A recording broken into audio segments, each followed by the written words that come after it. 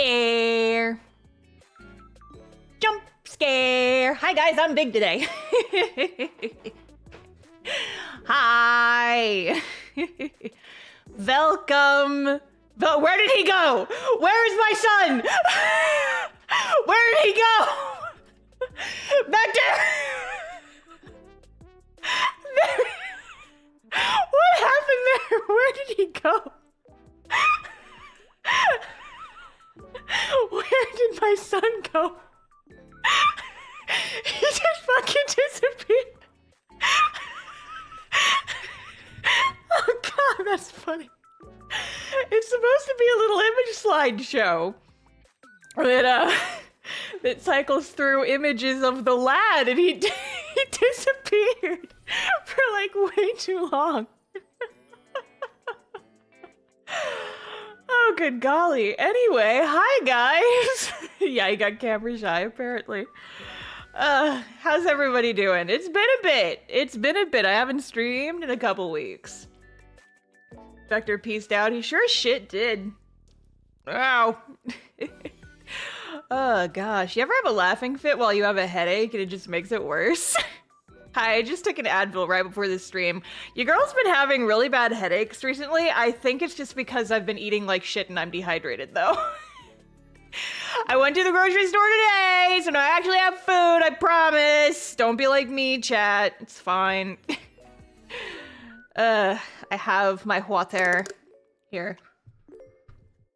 Oh, and now Molly is here. Hi, Molly. Are you here to mess with my motion capture and be a little creature? Scurvy too? No! No, I think I'm just dehydrated. Hi, baby. Hello. Hello. But yes, how have you guys been? I've been gone for a little bit, and Molly is once again hanging out in front of my motion capture camera. Molly Cat, I love you very much. Are you pacing in front of my desk because I'm making sounds and you want me to assume the position so you can sit in my lap? All right, give me a sec. Give me a sec. Ugh. Okay. Here, do you want to be a lap cat? I love you very much, Molly, but you can't just stand on my desk the whole stream. This heckin' cat, she, so I have some, like, sound insulating foam on the wall right next to my desk. And, I had some extra ones. Molly likes to sleep on them. At one point in the past, she ripped one of them off the wall and then immediately laid down on top of it like it was the perfect bed for her, and she didn't understand why she did not understand why I had stapled her perfect bed to the wall. And so she just ripped it off. And so I'm like, no, Molly, that needs to be on the wall. And so I put it back up, and then I took one of the spare ones and I put it in her spot. And I'm like, Molly, here, if you want to sleep on one of these, sleep on one of the ones that's not attached to the wall. And then you know what she does today? She rips the first one off the wall again and sleeps on that one instead of the literally identical mat that is right next to her. What a fucking little creature she is. Just a little creature, little criatura over here. But yeah, so I'm back. I'm back. I know. I think most of you guys probably knew. I took a break during the month of January because I was an eepy bitch. Your girl was eepy, and if she did not take a break, she was going to self-destruct. I was going to implode. Yes, a much-needed hiatus. But break is over as of the start of this month. So back to the mines for me. It's like I could probably use like another week or so, but I'm not gonna get that. I'm not gonna get that. Your girl's too busy. Your girl's too busy. It is like maybe I'll try and like take a week off or something in a little bit, but I've got your girl's busy. Your girl is busy. I don't know if I mentioned this on stream before I went on hiatus. I may have. I forgot. It's been a month. Leave me alone. But I'm actually in the process of trying to move. And it's pain in the ass, believe it or not.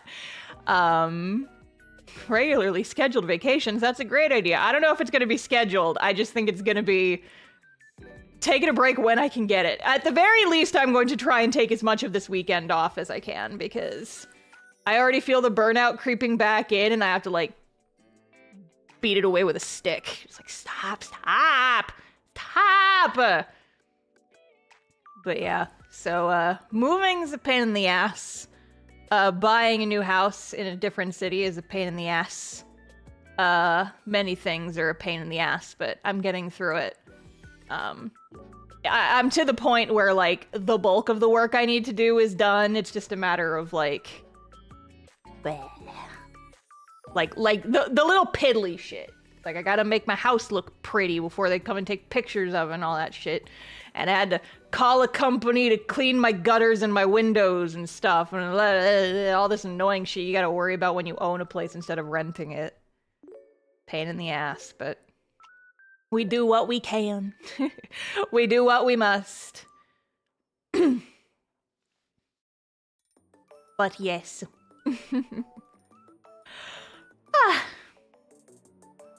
Just reading chat now. Vector Plus ships in July. Yeah, so okay, yeah, we can talk about that small soft boy in the room. Vector plushies are on sale right now.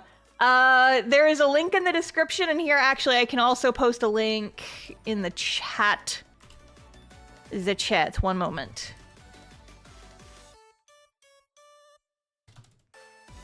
And here I will pin that to the top of chat. Yes, so a little bit of detail about the Vector plushie. He's a baby boy, yes, but also, so the way that Makeship does things is that we're doing a 3-week-long sales period, and these next 3 weeks are going to be the only time when you will be able to get a Vector boy. With plushes, like, with a fandom my size and, like, the amount of interest that his plush is getting,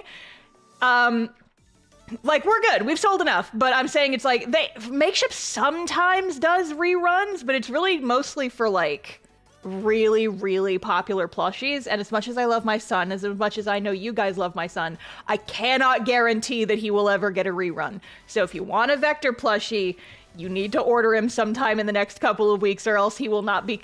there is no guarantee he will be coming back. Ever. And so if you want this little boy... you gotta get him in the next couple of weeks here. But yes. He is just a little guy indeed.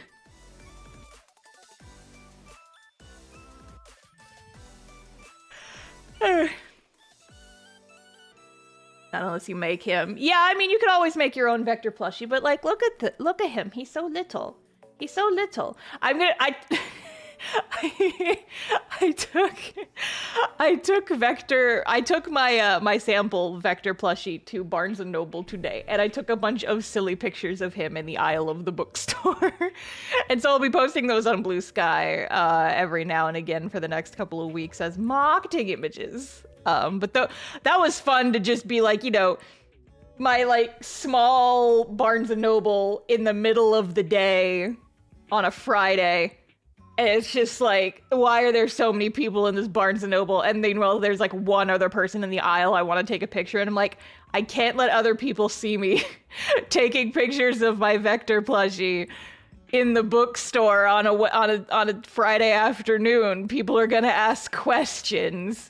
And I don't want to out myself as cringe. He's already sticking out of my purse a little bit because he's too big. He's too big to fit comfortably in my purse. Show the plushies pictures now? Okay, I will show you guys one picture, but the rest you will have to wait for. I gotta go download it though. Give me a sec. Crazy person taking a picture of a plushie in a bookstore. Yeah, I didn't want people asking questions. Here, this is the one that I took that made me laugh the hardest, so you guys can see this one. That's not it. How do can I just click and drag? I have automatically dragged it. Whoa! And that checks out the whole screen.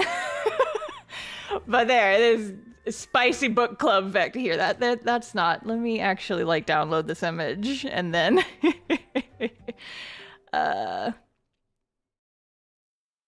where's the option to save the image?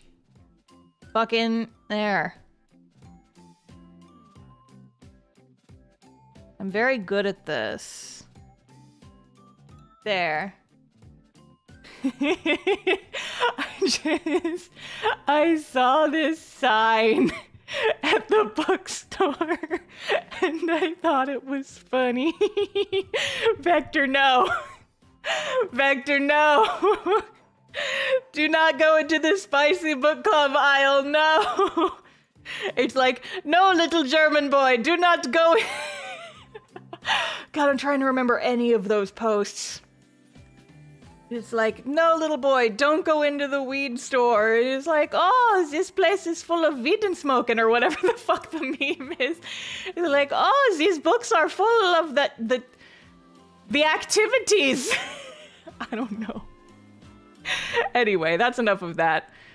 So there's a little sneaky peek of the one that made me laugh the hardest. The rest of the pictures I took were just like the boy amongst the books because it felt appropriate.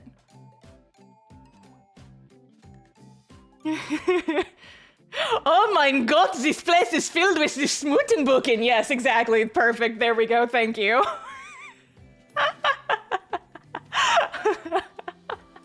Perfect. Perfection. Perfection. Love it. Someone save the boy, indeed. But yeah, so I'm just, trying to market the lad. He's only going to be available for the 1 month, and then we must say goodbye to him. But yes, it is going to take a couple of months for, Makeship is in charge of, like, the making and the distributing of all the plushies, so I don't have any control over that. But, once they get all the orders in and they tally them all up, they're going to go over to the factory and be like, hey, make us this many vectors. And then we got to wait for them to make this many vectors. And then they got to ship, and then they got to ship to Makeship. And then Makeship has got to send them out to everybody. So and that's the kind of process that takes a couple months. It's like a Kickstarter, It's like a Kickstarter, It takes time. But I am excited. I'm very excited for my boy. I was just thinking about this yesterday. That is like, Vector is a character that I, just came up with when I was in college. He was like based on a character in a dream I had. And now he is, 15 years later, he is a marketable plushie. Ooh, this is a good comment, actually. I can't decide if I want his plushie or my $80 cart in your store. Okay, so here's the thing. And actually, this is relevant to another thing I've been meaning to talk about. So, if you think about it, the Vector plushies are only available for 3 weeks. The stuff in my store is going to be available in perpetuity. Even if stuff in my store goes out of stock, it will come back. Unless it's something that's specifically discontinued. Vector's only going to be available until the end of the month. So, if you have to choose, get the plushie. Because you can always, save up your money again and get the stuff from my shop later. But if you don't get the plushie now, you're probably never gonna get the plush. Does Vector and Castoff look exactly like Dream Vector? They are remarkably similar, but not identical. Dream Vector, the biggest difference was he was more of a dick. The plushies also cost much less than $80. Yes, that is also true. Stop promoting FOMO. I can't help it! There is MO. There is missing out opportunities here. I don't usually do limited edition stuff, but like with Makeship, that's just how it is, baby. That is just how it is. The boy is only available for a limited time. I kind of have to tap into people's FOMO, or else you might MO. You might mow. You might, if your fear of missing out, you will miss out if you don't get him. I don't like to use that as like a marketing strategy, but I mean, it is a fact. I don't control that the boy will not be available forever. But no, he is genuinely very cute. And I am going to talk to Makeship. I still need to send them an email. And ask if maybe I could get a couple extras that I could like take to conventions or whatever, or maybe do like a limited time thing. on my store for like the anniversary or something. I don't know. It's too soon to do the anniversary. That's in April and the plushies aren't going to come out till July. But I have heard that some people like get extra plushies made and sent to them. But bidding war, ooh, that could be fun. Like get a Vector plushie and sign him and then auction it for charity or something. That could be fun. That could be fun. Maybe. I will consider that. I still need to message Makeship and ask if that's a thing they would be willing to do, is sell me a couple of extra vectors. I think that is something that they allow. Because I've seen other comic creators do it. Maybe do a prize drawing for those who can't afford it. Potentially. I need to talk to Makeship about like what they're able to do. You don't have a typical Southern accent, is that from Austin? So my accent is called clusterfuck. I don't know, because like, yeah, I'm from Texas, but I apparently don't have a Texas accent. And whenever I do one of those where's your accent from quizzes, I always end up with like the Midwest. And I've like never been to the Midwest. I've never been to any of those places. Oh, but speaking of, I got into C2E2, by the way, in Chicago. So I actually am going to go to the Midwest soon. Is Chicago considered part of the Midwest? I think it is. I think it is. I'm from the Midwest. You sound Midwestern. But like, I was born in California and I spent most of my life in Texas. And I went to college in Georgia, which is like the deep South. I've never been to the Midwest. So I don't understand why that's what my accent sounds like, but like this is what people tell me. It's funny. I don't know. But yeah, so I'm gonna be going to C2E2 in Chicago. Star California girl. Star California baby, more like. I don't remember anything about California. I lived there until I was like 2. My dad had an internship out there when my parents had me, so I was born out there. I don't remember jack shit about it. My earliest memories are from living in Texas, so shrug. And yet, I somehow have some California-isms in my dialect. I don't know how that happened. I guess maybe I would have learned to talk in California, but like my parents didn't have a California accent, so I don't know. I don't know what the... It's clusterfuck. It's just nonsense and shenaniganery. I didn't start saying y'all until I went to college in Georgia, and honestly, the main reason I started saying y'all is because it's more efficient. I used to say you guys. It's like, are you guys going to the store, or do you guys want to do this thing? And I do still say that. But more often now I say y'all, because one, y'all is fun, and it's inclusive, and it's a little quirky. It outs me as being from the South. And it's, you know, it's fun. It's fun.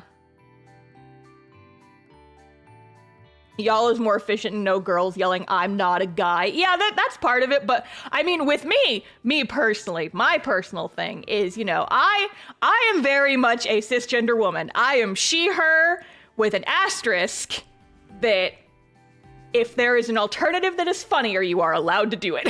You are allowed to call me that. So if someone says, hey, you guys, and I am included in that, that's fine.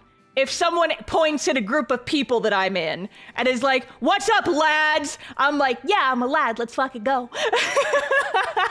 Let's go. I'm a lad. So yeah, she, her, unless the alternative is funnier. But I know that some people care more for whatever reason. Whatever. Sorry's just a little lad for real. Exactly. I am just a little guy, Your Honor. I am just a little guy.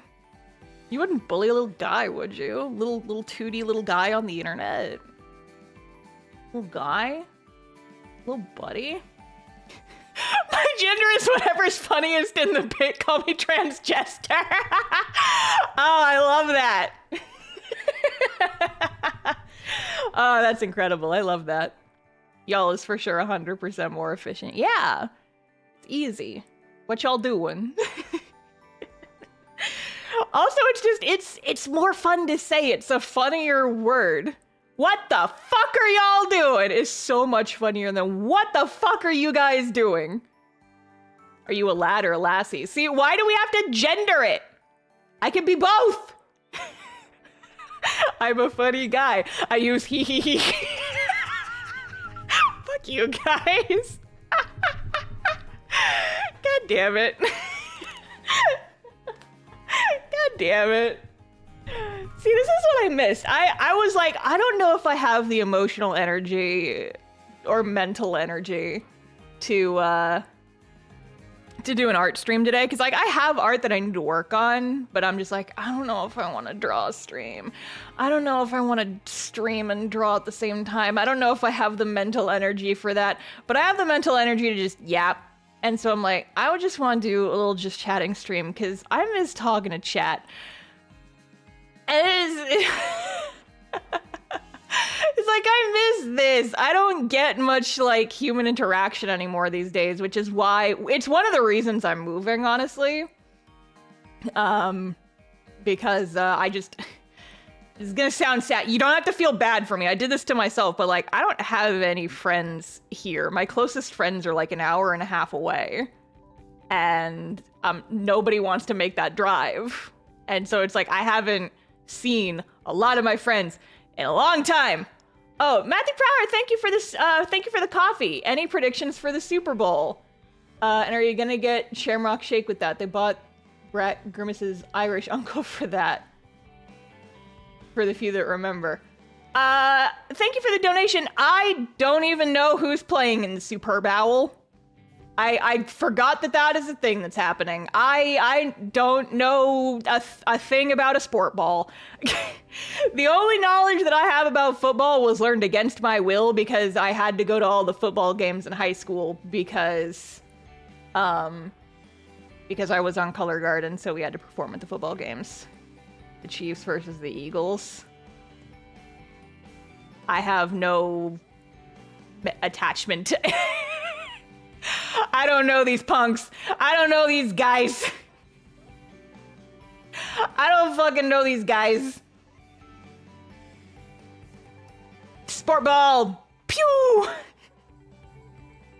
I heard the Chiefs versus the Eagles. Yeah, okay, you know what? I do know one thing about sport ball, and it is that there is a team in Wisconsin where like their mascot is cheese or something. Where's Sly? She would know. It's like the Wisconsin Cheeseman or something. I don't fucking know. I don't know. The cheeses. The cheeses. What's up? We are your friendly local sports team. The cheeses. And you know what, chat? You know what? I unironically learned this very important football fact from watching Danny Phantom when I was in high school. Because one of the characters was really into real life team, the Cheeses. Hang on. Wisconsin Cheese football team. Yes! The Green Bay Packers, also known as Cheeseheads, where foam hats resemble a large piece of cheese. I didn't make this up! I didn't make this up, you guys! It's a thing! It's a thing! It's the cheese! One moment. Copy image. Paste image. No! Don't make me download the fucking cheese image! Fine, I'll download the fucking cheese image. I just want to look. Cheese! The Wisconsin cheeses! The Wisconsin cheeses! Oh, wow, I can talk. Blade Mananipity, thank you for the super chat. How do you feel about all the indie comics losing Diamond? Okay, so I heard that Diamond is a distributor that shut down, but honestly, I don't know anything else about it. Except that I think that there was some kind of beef. I don't know precisely what kind of beef. I would need to do more research before I have any kind of opinions on that. But I mean, you know, like, I guess, like, sucks to be losing a distributor, but from what I heard, they might not have been that great. I don't know. I don't want to say anything because I don't have all the facts and I don't want to spread misinformation. Everyone go back to looking at our cheese image. Everyone go back to our cheese image. Don't worry about misinformation. Look at this cheese image. Cheese image. Okay, stop looking at the cheese image. We're done with the cheese image now. He walked in on cheese for everyone. Yes, we're talking about football. Believe it or not. The cheeses. Our conversation is turning into a charcuterie board. True! True, though! Amazing. Dutch apple pie or cheesecake? Apple pie, absolutely. Listen, I love cheesecake. It's very tasty. But I feel like once you've had one cheesecake, you kind of get it. You know? Apple pie has, like, more texture. And, like, the apples are, like, sweeter. Also, I worked at Cheesecake Factory, and I'm still traumatized, so I feel like I can't let the cheesecake win. Starcuterie board! Oh my god, that's so good, though. Oh my god, that's so good. How heavy would it be to wear an actual block of cheese on your head? I guess it depends on the type of cheese. I guess it depends on the type of cheese. Man, Cheesecake Factory stories. I was about to say, that sounds like something a Cheesecake Factory worker would say. Yeah, listen, I only worked there for like 6 months, but it was the worst job I ever had. So, I mean...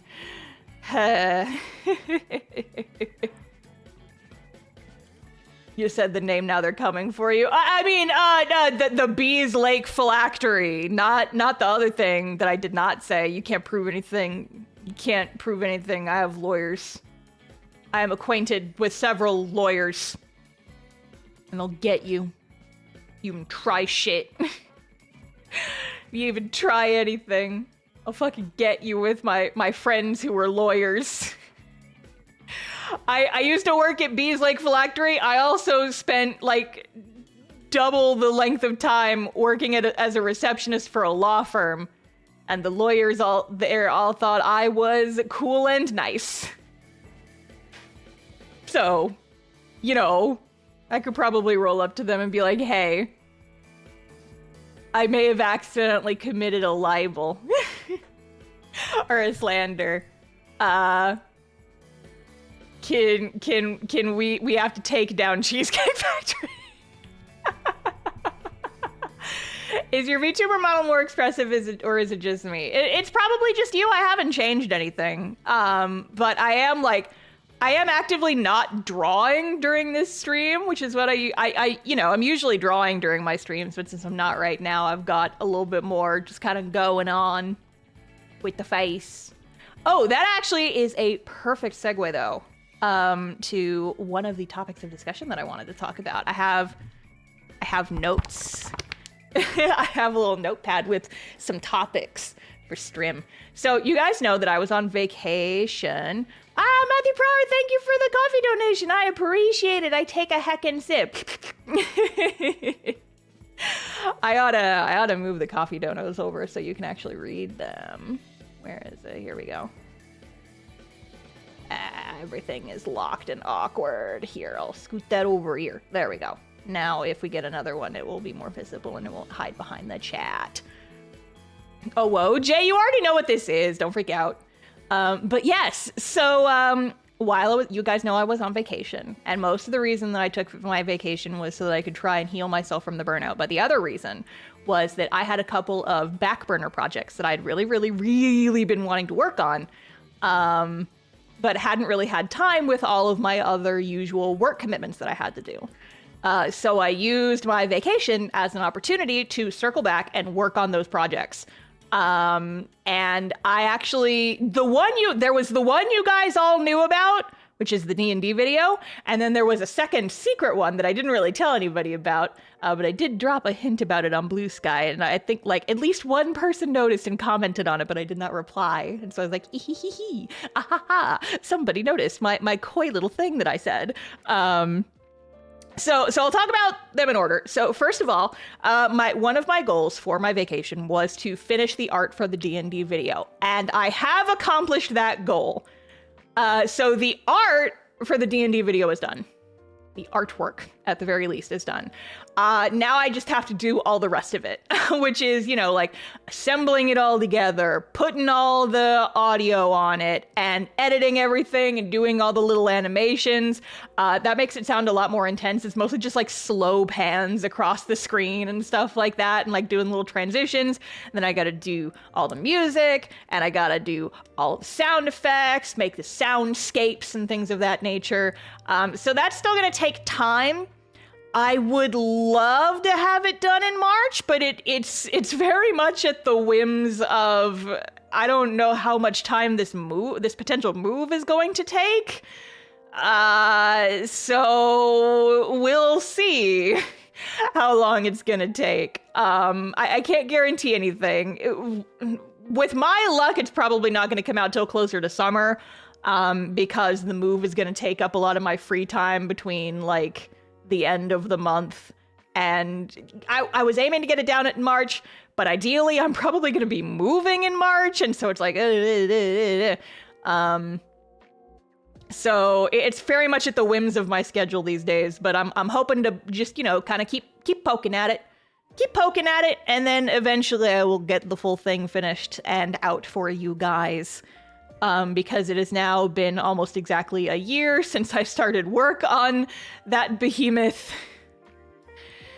And I really just want it done. I really just want it done and to be a thing that exists. But the hard part is finished. So now I just gotta do all the little piddly shit of actually like assembling it and getting it all together. So that will hopefully be coming out in the next couple months. However, like I said, there was a secret project, a secret second thing that I didn't really tell any of you guys about.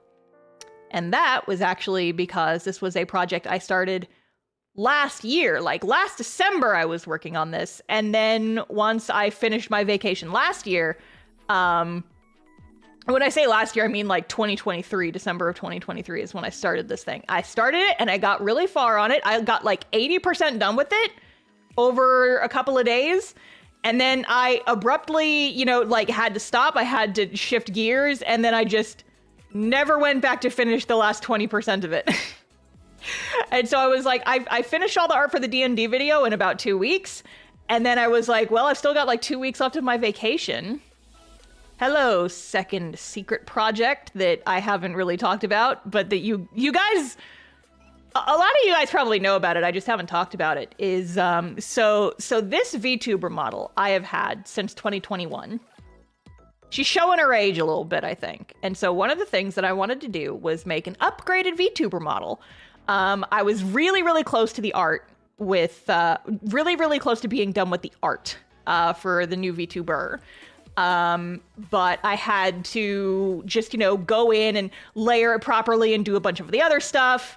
Add some toggles and things of that nature, and then I just never got around to finishing it. But that was my other second secret project, was I did actually finish the artwork for the new VTuber. It has been passed off to my skeleton dealer, my beloved Sorrow.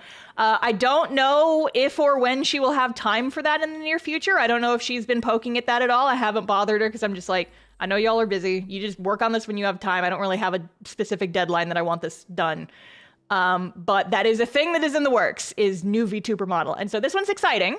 So what I did was I redrew, the design is not really changing. The design is staying pretty much the same. She's still gonna have the same hair and everything. And I am doing a renewed version of this outfit. So this outfit's not going anywhere. This outfit will be on the new model, but also, the new model will also have a cute secondary outfit. There's gonna be a little second outfit. So it'll be this one and then a second one that's a little bit cutesier, girlier. Not like super too much, but I'm excited. I think it's gonna be, it turned out really heckin' cute, and I keep just like opening up the flattened PNG just to look at it and be like, ooh, she's so cute. So yeah. So that's the thing. Like I said, I don't know when that will be done. It depends on when Sarah has time to give her bones. But yes, so that is a thing that will be coming in ideally the next couple of months. But right now it is out of my hands. It is in the hands of my beloved skeleton dealer. So hopefully that will be a thing sometime in the next few months. And I'm gonna do like a fun reveal stream and all that. So look forward to that some point in the future.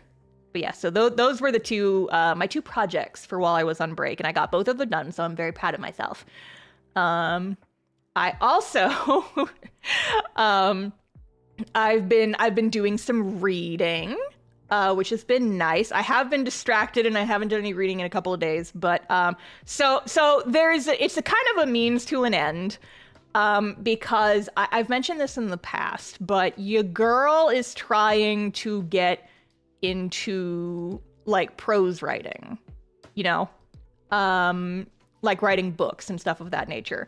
Because as much as I love comics, they take fucking forever. And I've said for years and years that I would love to do like an illustrated light novel.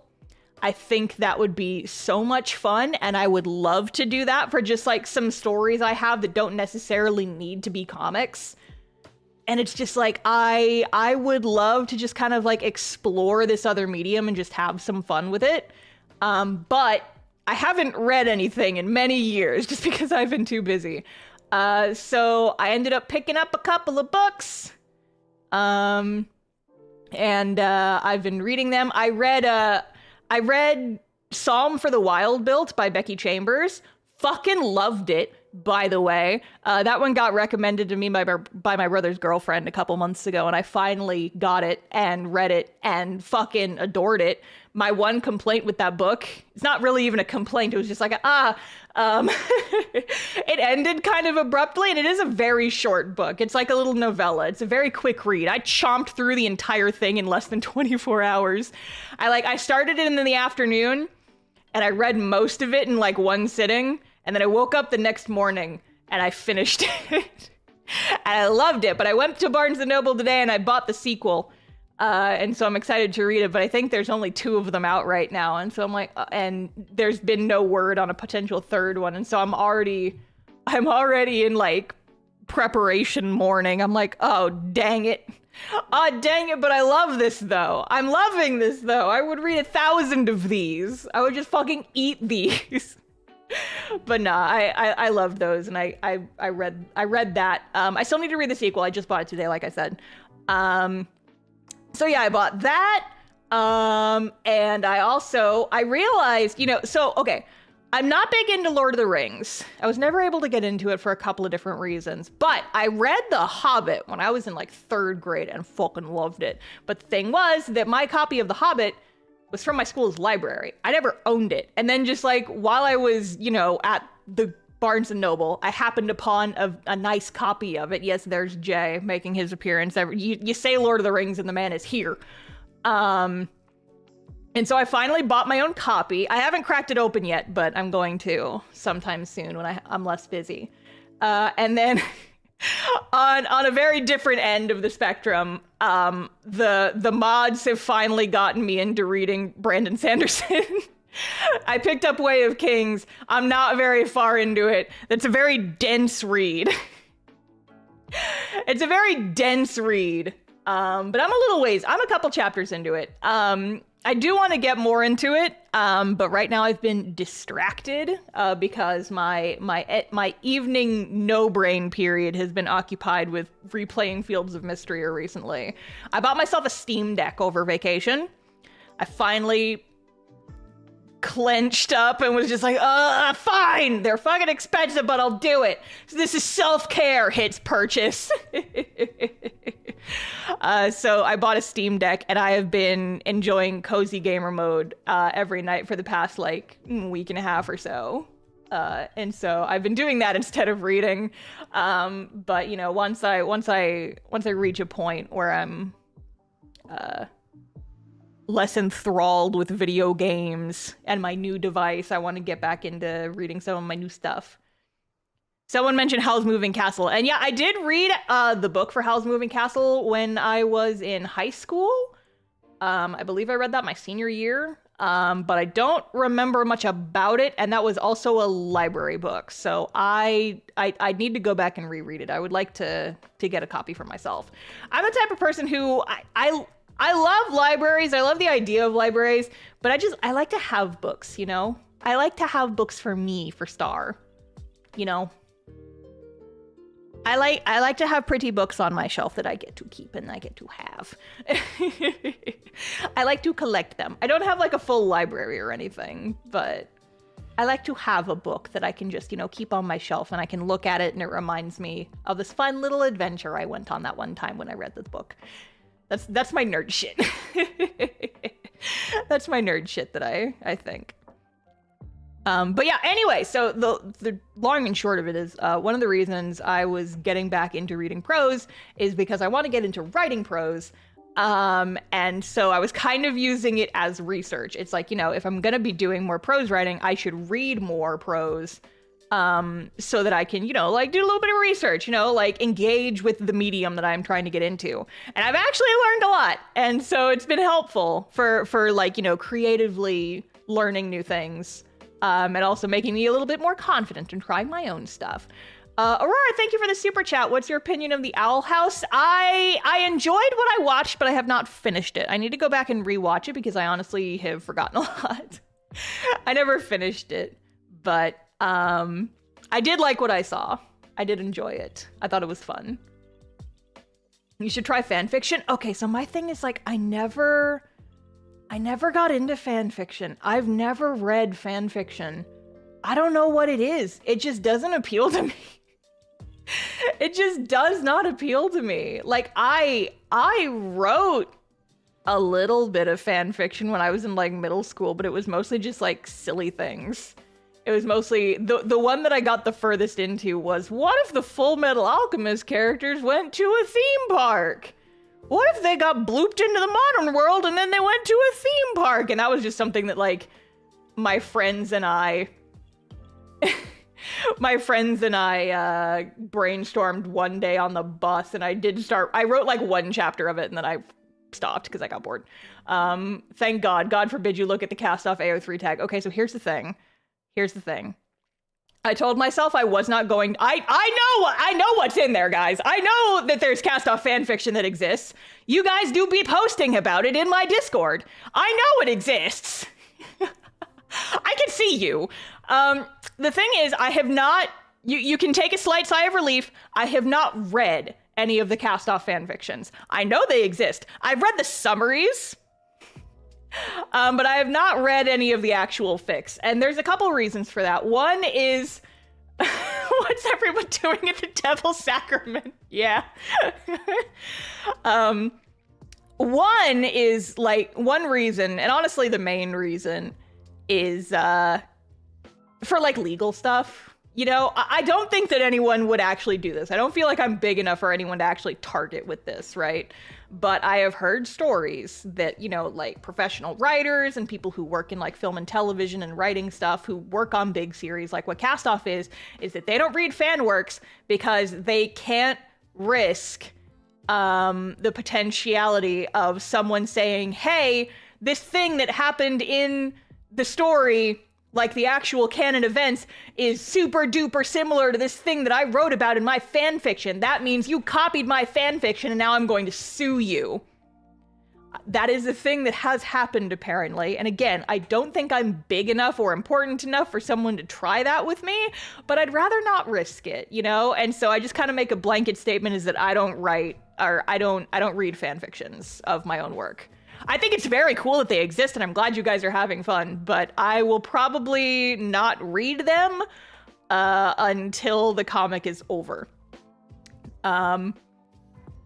Wait, they sued the original creator. I don't know exactly what this stems from. I'd have to look it up, but I have heard that like that is just a thing that just in general, for fear of that happening, a lot of creators don't look at fan works of their own properties just for legal reasons.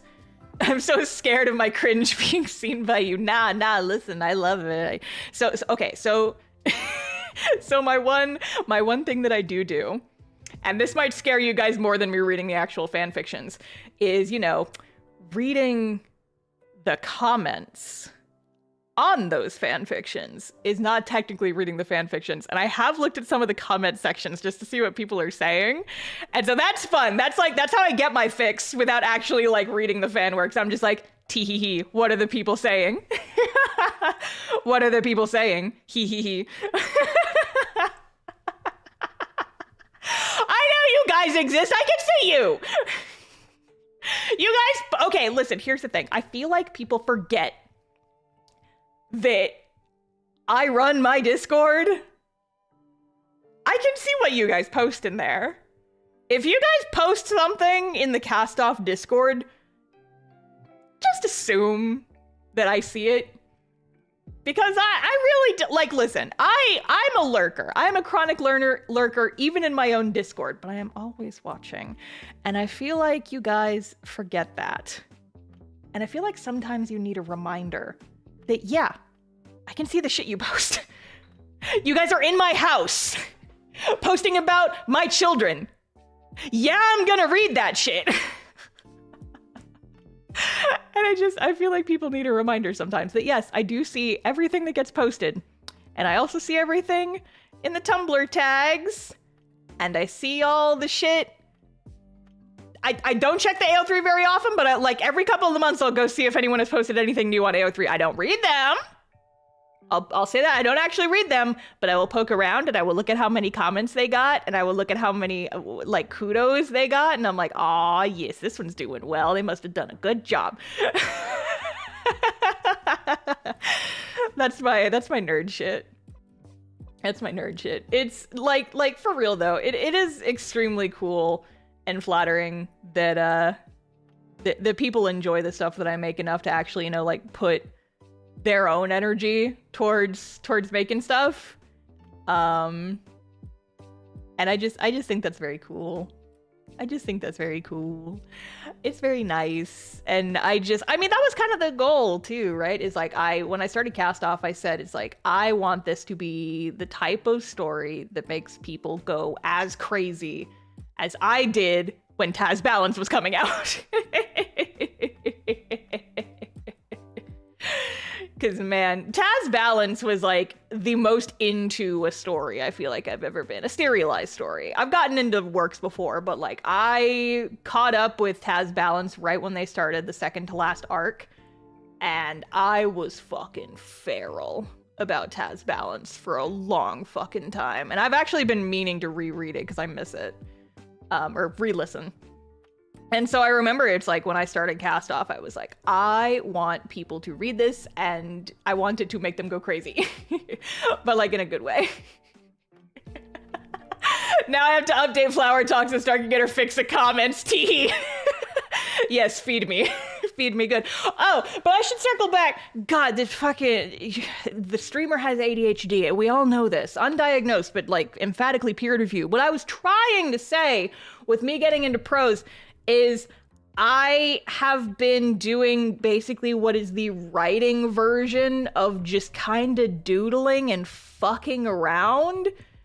I've been brainstorming ideas for taking my D&D blurbitos and kind of shoving them all into the same story. And I've been, you know, just kind of like brainstorming how I would write it out if I did do that. And so rather than, you know, like actually sit down and be like, I'm gonna write this whole thing, it's been more like, I'm gonna write like a couple scenes in isolation, and maybe those scenes will eventually string together into something. But for right now, I'm just kind of practicing, just kind of playing in the space a little bit, just having fun. And so I have actually written, how many words are this so far? Tools, word count. Oh, dang. I have what is essentially... Yes, I said the secret word and I summoned Seven. Big fan of my new phrase, blorbitos, apparently. I coined that a few days ago because it was something I said when I was baby talking my cats. It's like, look at this petite blorbitos. It's just like adding like Spanish ito is so easy. She's like, these are my gatitos, my catitos, my sweet petite gatitos. And then I just kind of started, you know, like spreading it out to other things. And like, yes, I'm drawing my blorbitos, my Doritos. Wait. If Dorito, Ito implies small, and the existence of a Dorito implies the existence of a larger Dorit. Oh man. But yeah, so I have I started it last night. I think about probably halfway through. I'm probably about halfway through. A potential prologue for Verity story, like as a novel. I don't know if it's gonna be a for real thing at any point in the future. I'm just kind of farting around. Would you draw these D&D scenes? I might draw like little snippets of them, but they would not be comics. My goal with these is that I am practicing my prose writing. And so I have just like some little basically like word doodles. And they'll probably get posted somewhere just for like accountability's sake. And also because, you know, I like sharing, but you guys have to promise me that if I post them, you're going to be so nice. Because, you know, like I feel like my art is pretty good. I feel like I'm confident in my drawing abilities to the point where I could take, you know, critique. Is like, yeah, you know, I get it. I've not written prose since 2011. I don't really know what I'm doing. I mean, like, I know how to write I know how to piece a story together, you know? I know how to do that. I know how to sequence events. I know how to write dialogue. I make comics for a living, but all my writing in the past couple of years, like the past decade, all of my writing has been comic scripts. I haven't really written prose. So, you know, like I'm able to take constructive criticism, but you know, just be gentle. I'm a baby and I've never done this before. The last time I wrote prose, I think, was when I tried to write Cast Off as a prose novel, and that was in like 2011. I genuinely cannot think of another time that I have made an attempt at this. I will terribly and horribly judge you in the rudest way possible ever. Well, shit. I specifically requested that you do not do that, but okay, I guess, whatever. What about writing cons? All right. All right. You don't have to be worried your rough draft looked good. I'll thank you. You're biased because you like me. But thank you. Jay is actually right now the only person who has seen my rough draft. I showed it to him last night when it was significantly more full of holes. Because I don't write. So my thing is like, this is the same thing with my my comic scripts as well. I don't just sit and write things like all in order. I write like a fucking jigsaw puzzle. Like if I'll be writing a line of dialogue and I come up with like a little bit of text that I like, but it's for later on in the scene, I'll just hit enter like 12 times and then I'll write that little thing and then I'll go back up and I'll keep writing and then I'll write little bits and pieces and just kind of try and stick them together. And so my writing process for like, you know, writing a chapter of a thing is just... There is a critique I have. Is it the one you already told me last night, Jay, that I bitched at you about because you're a fucking nerd?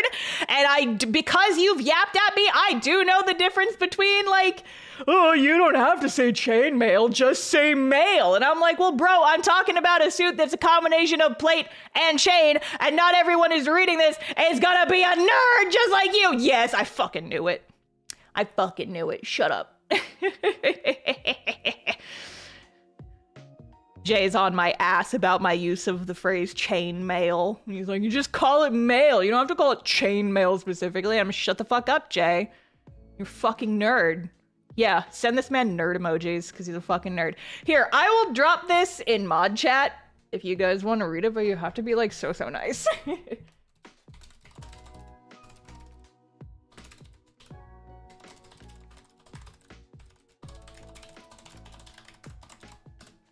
There. You got that. Now mods can see it and poke at it, but I'm not going to post it publicly. I will say Chashi did at least use the right spelling of mail. Thank you. Thank you. I think I did a pretty good job. But no, I'll probably post it on like Unveil or some shit when it's done, but right now it is very much not done. It's got a couple holes in it. I gotta finish the rest. Oh, thank goodness. I don't know if that's in response to me saying I'm gonna post it. Yeah, I do want to post these, but I want to post them when they're done.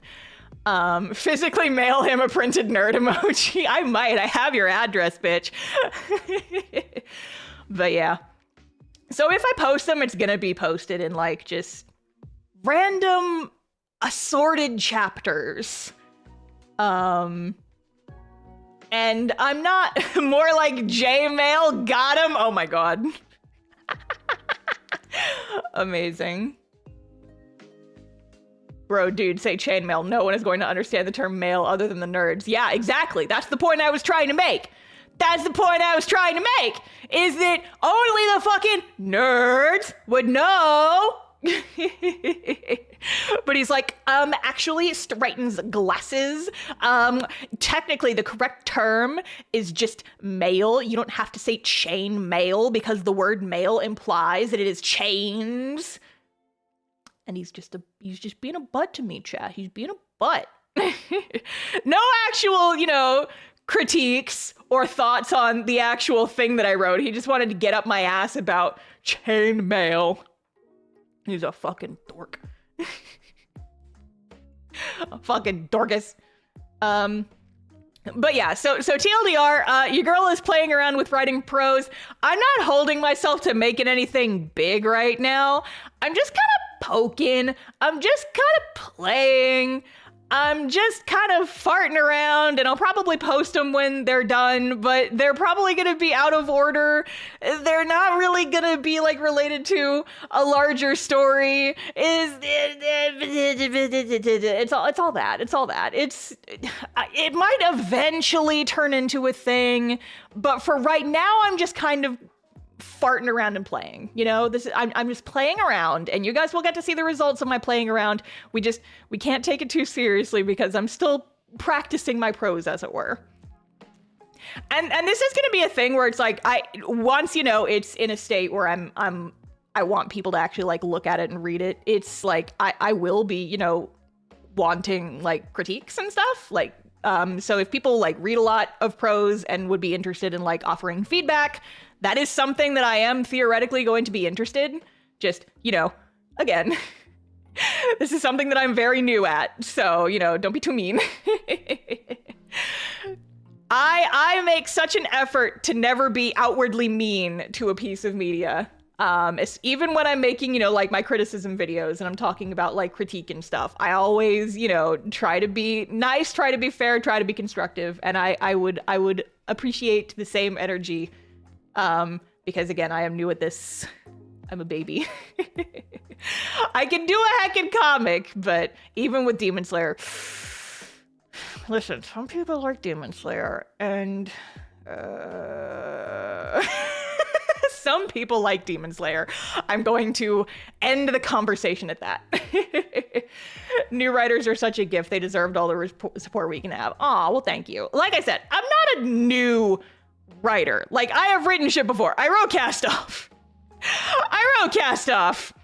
Like, I've written shit before. It's just, it has been formatted differently.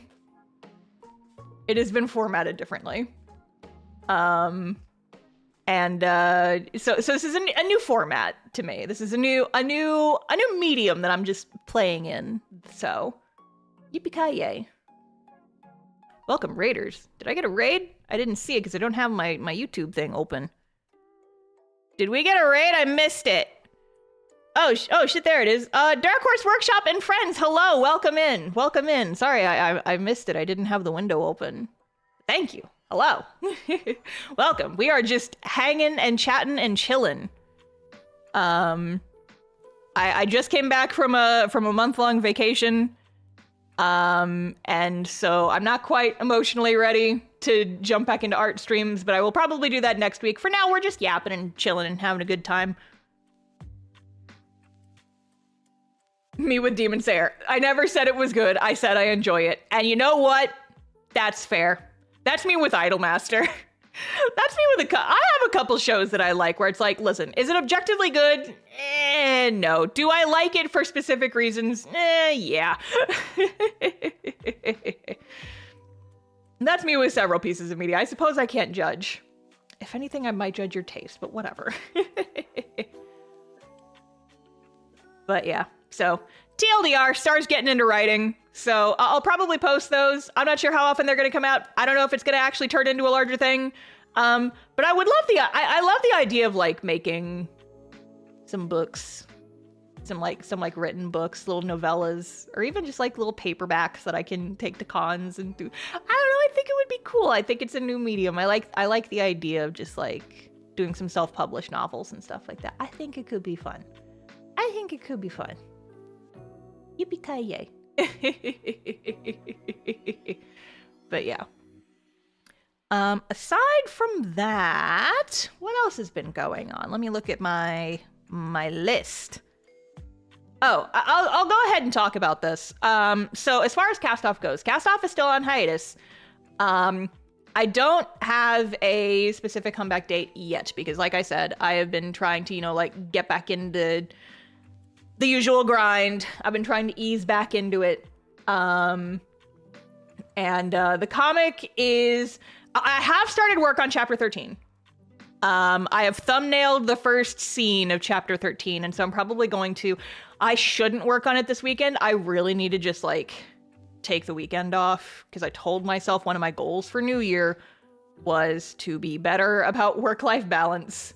So I need to, actually stick to that. I need to commit to that and not stop working on the weekends. I got my new video done. I don't have anything super pressing.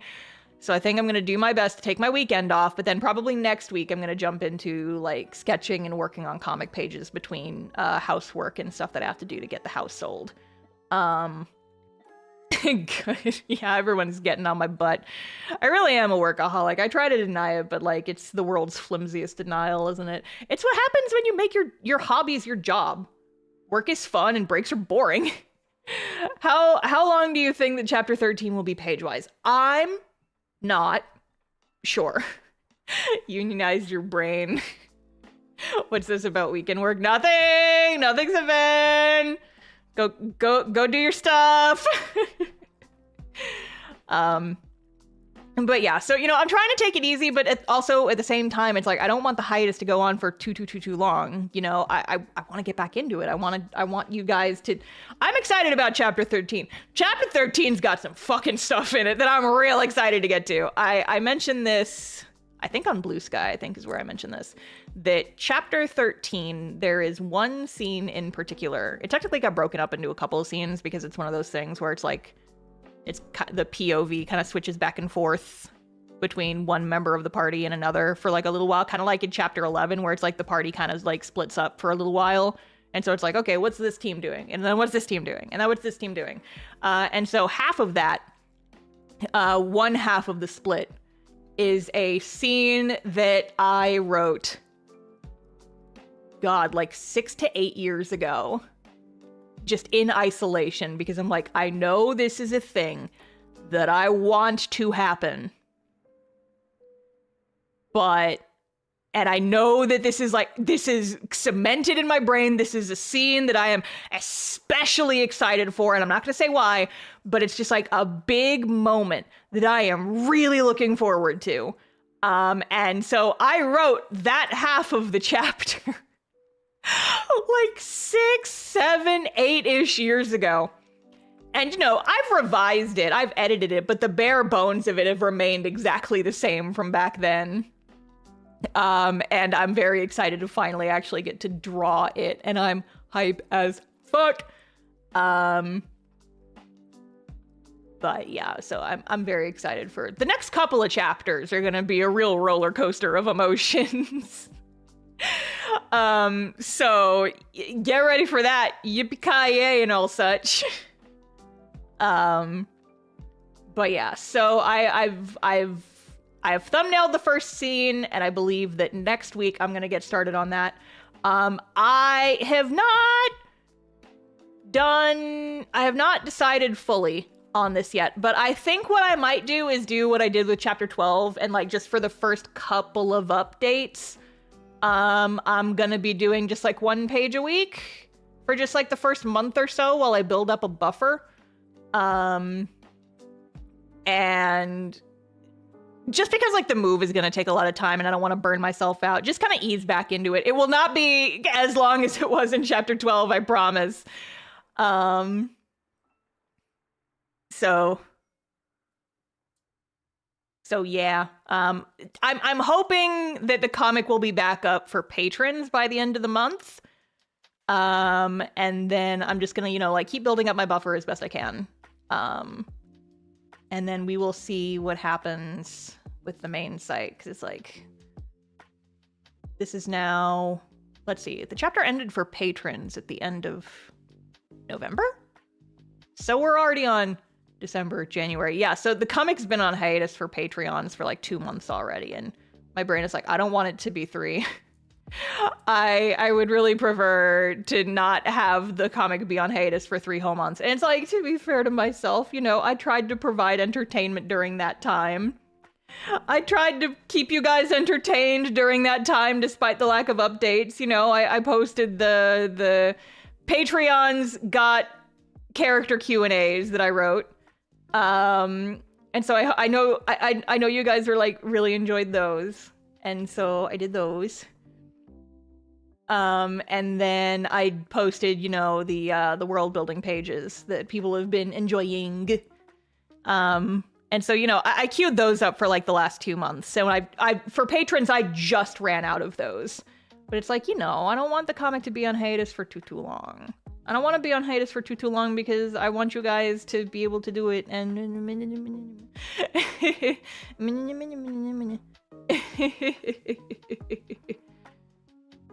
just animating something for you, and because of your videos I started watching / listening to What's Left of Us, so I just want to say thank you. Oh, heck yeah! I hope you're enjoying What's Left of Us. Thank you, and good luck on whatever assignment you're doing. Sorry, I just wanted to shout that out. It's just cool. I like it when people like my stuff. Yeah, please.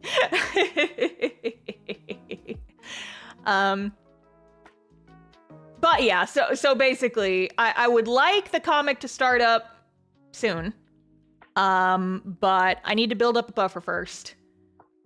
And updates might be once a week just for like the first couple of updates, just so I have time to like get my life situated, because moving is complicated.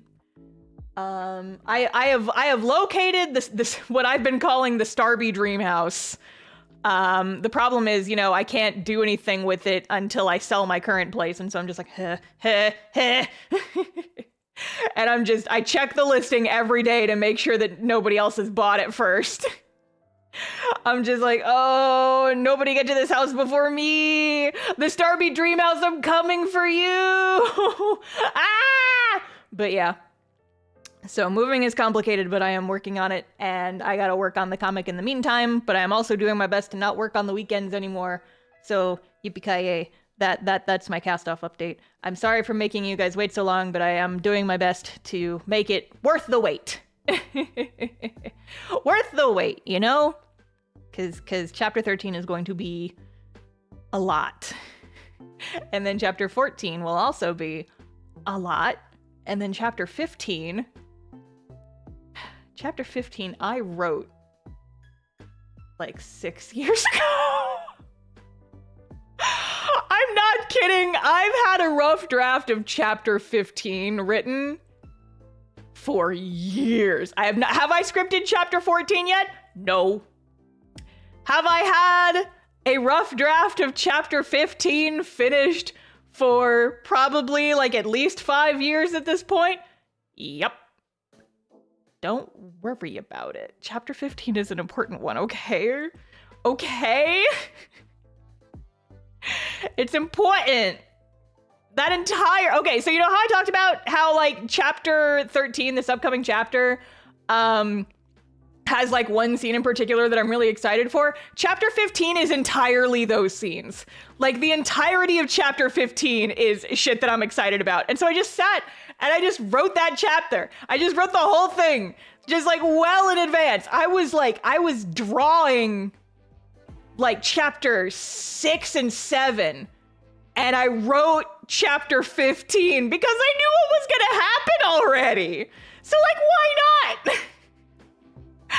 It's chapter 15 is the mid-season finale.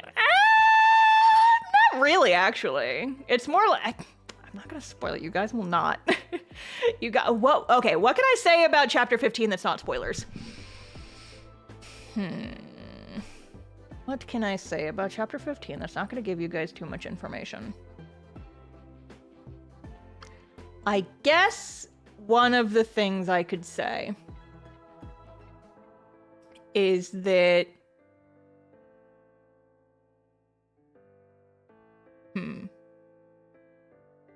see, I could say that, but is that giving away too much? I feel like even the joke titles give this away, so I'm not sure.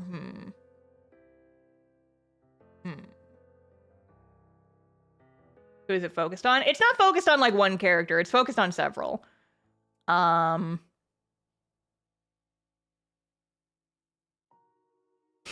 Will the Liam fans be fed? I'm sorry to say that I don't think Liam will. Well, Liam might get a little bit of screen time in that chapter, but I can't. I don't think he shows up in any of the bits that I've written. Unfortunately. Did you already post the joke titles? Yeah, the joke title for chapter 15 is something along the lines of like the fucking joke thing that always happens in movies where it's like, hi there, you're probably wondering how I got into this situation. It's something like that. I can't remember exactly what I said, but it very much functions as like a that chapter where it's like, you're probably wondering how I got into this situation. Liam's gonna die. I didn't say that. I just said that he's not in that chapter. Statistically, Liam has not been in most of the chapters of the comic, you guys. Don't worry about it. Don't even worry about it. Sorry, can I get more screen time in the comic? Later. Later. I'm trying to think of like what other hints I could give. Because like there's one big thing I could say about chapter 15, but I almost don't know if I want to say that. Because like it doesn't spoil any of the stuff that happens, but it's just kind of like a way that the chapter is structured, if that makes sense. Because the thing is like if I say it, I'm not going to be able to take it back because you guys fucking remember anything. Will Lapis have a cameo in the next chapter? Unfortunately, the next several chapters I don't think are going to be able to have cameos. Chapter 15 might actually. I think chapter 15 is going to be the next opportunity for cameos that the comic has. Because like chapter 13 and 14 is very explicitly focused on the main cast.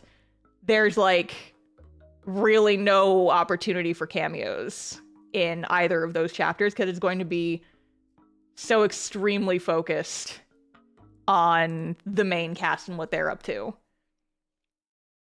Because I mean like chapter 12, well, I don't know. I'm just saying words.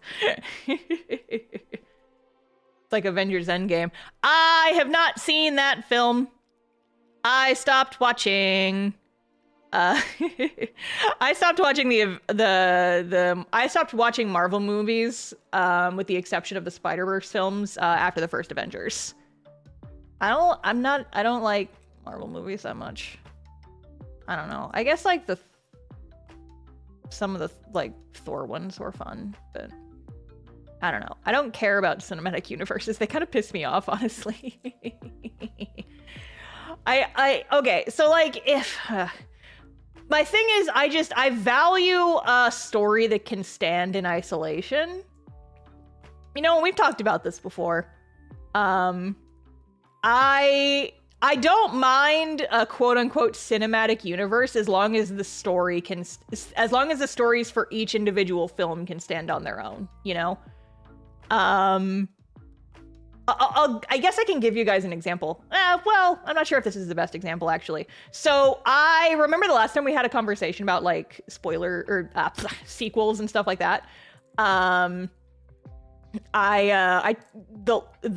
Puss in Boots: The Last Wish movie got brought up, and I need to go back and rewatch that movie because like I was doing something and I missed parts of it. But that movie I feel like was technically a sequel, but as someone who had not seen the previous films, I understood it to a point where I knew what was going on. Oh, I was talking about this with my brother and his girlfriend. That's who I talked about this with. Because Claire was like, oh, yeah, it's technically a sequel. Like, it references events from the previous movies. And I'm like, well, yes, true. But I never, like, as a person who has not seen the previous movies, I did not feel lost. And so I feel like if you're gonna do a sequel, it's good to have it, like, you know, be able to stand on its own. Oh, and then actually I do remember that this was a conversation that came up. Someone said, is like, well, what about the Sonic movies? The Sonic movie sequels were super fun. And I said, I can't comment on those because I actually have not seen any of the Sonic movies. Like a week ago, me and some of the buds actually sat down and watched watched all 3 Sonic movies in a row. We had a marathon. It was awesome. The first one was fun. I didn't care for the second one as much. The third one made me go feral. I'm not even that big of a Sonic fan, but Sonic 3 was fucking awesome.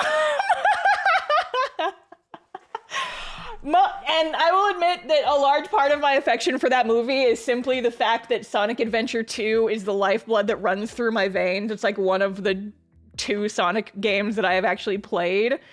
But you know, the third Sonic movie, the storyline is based extremely heavily on Sonic Adventure 2, which was my fucking childhood. Like, when I think Sonic, that is the game that I think of. And I enjoyed all the references back to it. Shadow is fun. Listen. At some point, we are gonna get make the cast-off characters all dress up like Sonic the Hedgehog characters, but I don't think it's going to be this month. The Patreon poll for March is so fucking funny because it's the definition of a vocal minority. Because, okay, so I put up the poll for the March Mail Club last week, right? And, you know, so it's like I put up a couple of options, and one of the options was a cast-off or a cast-off and Sonic crossover. And one of the options was like a Fae and Fairies like AU. And if you just looked at the comments, you would assume that the Sonic one is winning, that the Sonic option is the one that's winning, because almost literally every single comment is about the potential Sonic crossover. Everyone is going fucking crazy over the Sonic crossover. Like, all the comments are about the potential Sonic crossover. And then you look at the results of the poll, and it's very heavily in second place. Like, it's not close. The Fairy AU is winning by like 20% or something. And it's so funny. It's like, listen, I'm gonna just give you guys the Sonic AU at some point, but it's not the one that's winning the poll for next month, I don't think. As much as I really want to draw it. It's so funny to me, like, to look at the results of that poll. It's winning by 16%. It's close to 20. Of course, there's a Sonic AU option. Listen, I'm not even like a huge fan of Sonic. I've just played like a handful of the games and I thought they were fun. But I was watching the Sonic movies and I had ideas and I was just like, I want to put the cast-off characters in hoodies and little outfits based on the Sonic characters because I think that would be cute. And then I already know what I'm doing for April because April is the comic's 10th anniversary. Pew, pew, pew, pew, pew. So I want to do a new, like a full cast picture. And when I say full cast, I mean full cast. Like, everybody's getting in this picture. Because what I would also want to do is, because C2E2 is in April, I want to make an 11:17 version also of the full cast image. And make those available as prints for when I go to the con. So if people come to see me in Chicago, or also I'm going to be at MomoCon again this year. So I'll probably still bring those to MomoCon.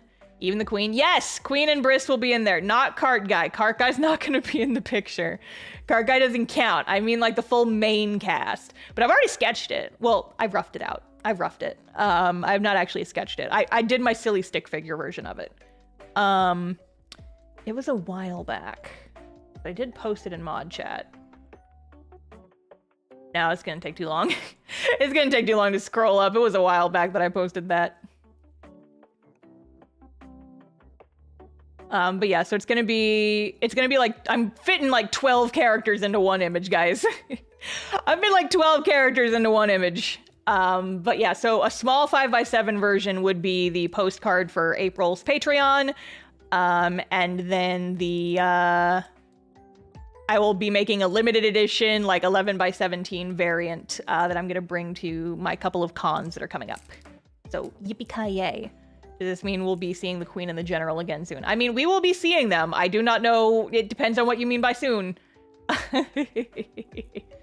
So. But yeah. So also, a small elephant in the room is that I talked about potentially doing an art book for the 10th anniversary. And unfortunately, I don't know if that is going to be happening. It is still a thing I would like to do, but I don't want to rush it.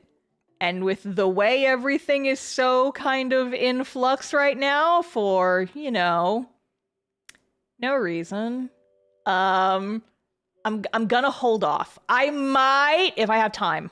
I don't know if I'll have time, but if I have time, I might do like a digital art book, and I might make it just for like the mail clubs. But I'm not giving up on the project. I'm delaying it. I am delaying it. Glances at burning house surrounding everyone. No reason. Yeah, exactly. Yeah, just, you know, just no reason. Listen, the universe is just consistently conspiring against Star getting print projects done. Because, fun fact, Cast Off Volume 1 was originally intended to come out in 2020.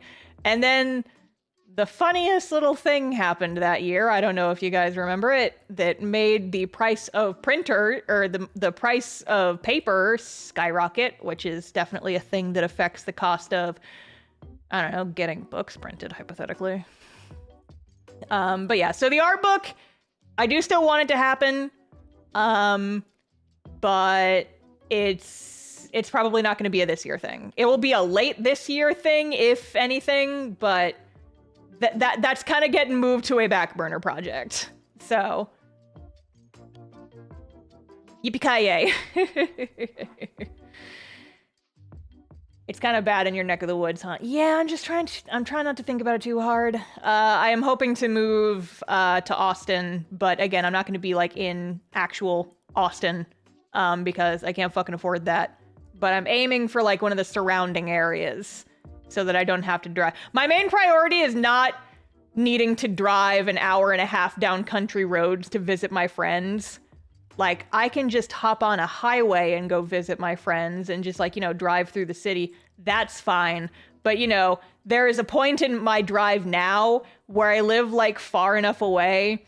I have to drive, like, an hour down country roads. Like, I'm talking 1-lane country roads to get back to my little hometown, my current town that I live in.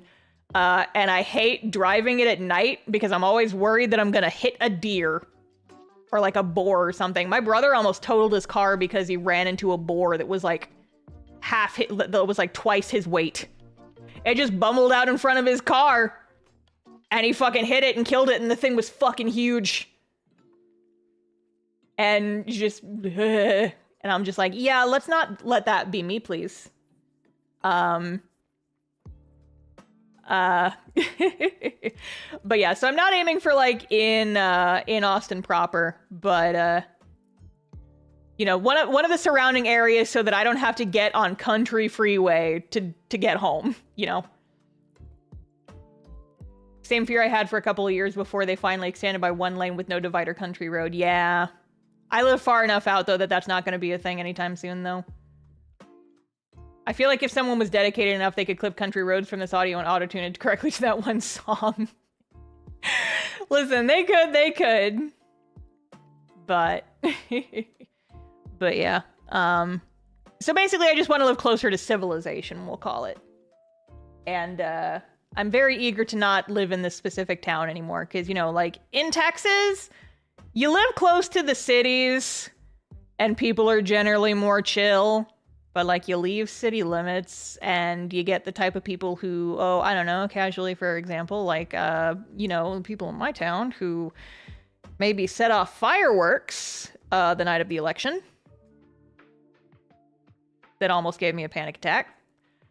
So I think I'm done here.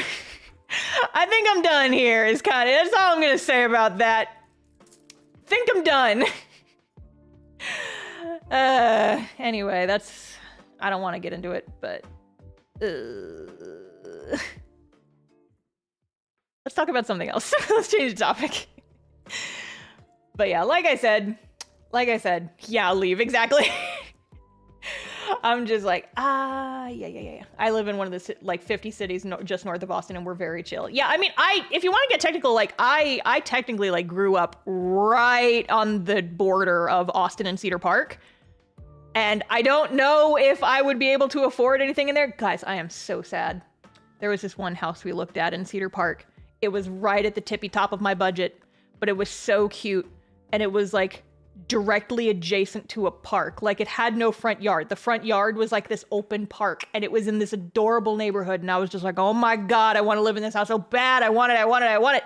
But then we actually went and looked at it, and it was like way too small for what I needed, and I was like, god damn it, park house. God damn it, park house. Why couldn't your layout have been a little bit less stupid? I whine and I cry.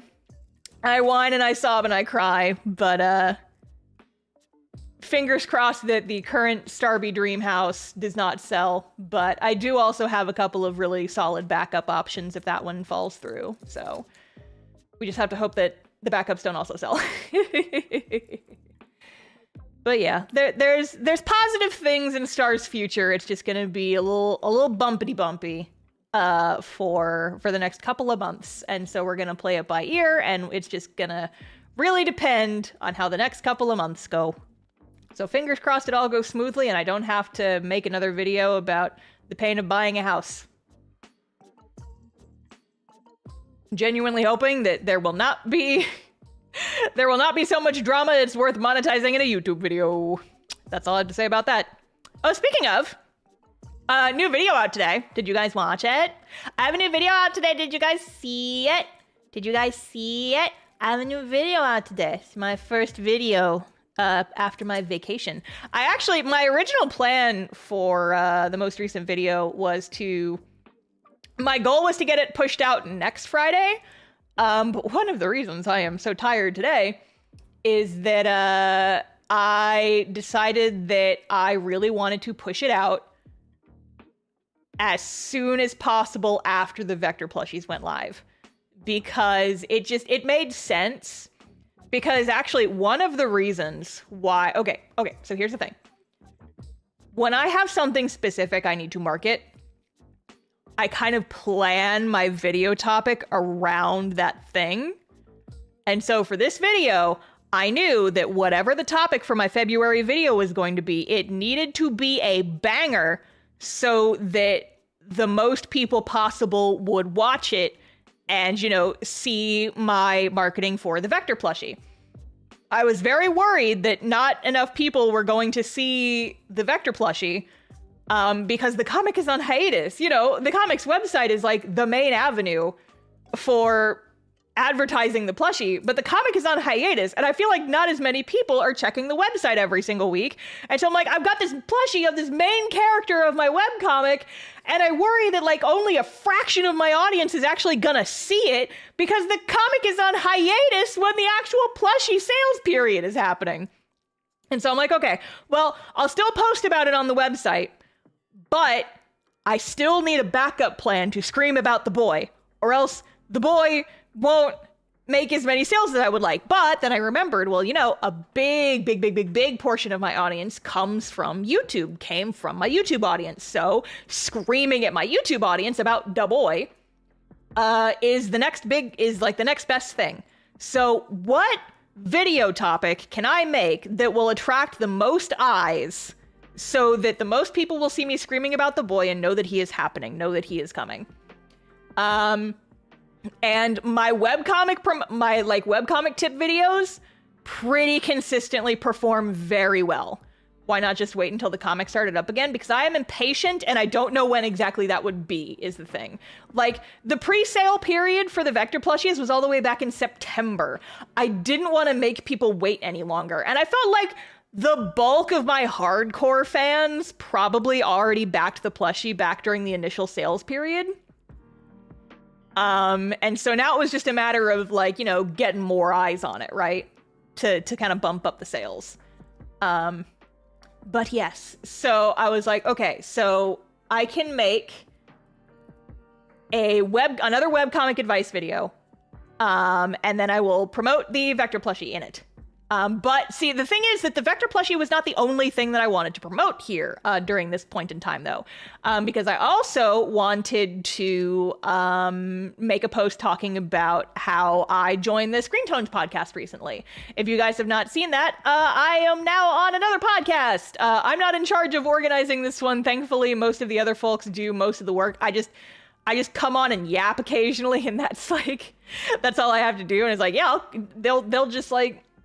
They're just like, yeah, Star, do you want to like take an hour and talk about this topic? And I'm like, yeah. But you know, my thing is that when I am involved in a project, I like to yell about it so that other people can find it. And so I also wanted to make a webcomic advice video so I could talk about Screen Tones, because Screen Tones just started a YouTube channel.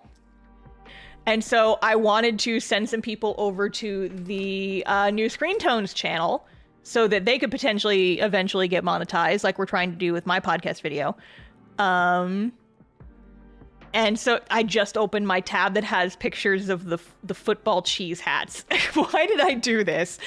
But yeah, so like I had a couple of different things that I wanted to promote, and they were all webcomic adjacent. And so I was like, okay, I am going to do a webcomic advice video because those always perform very well.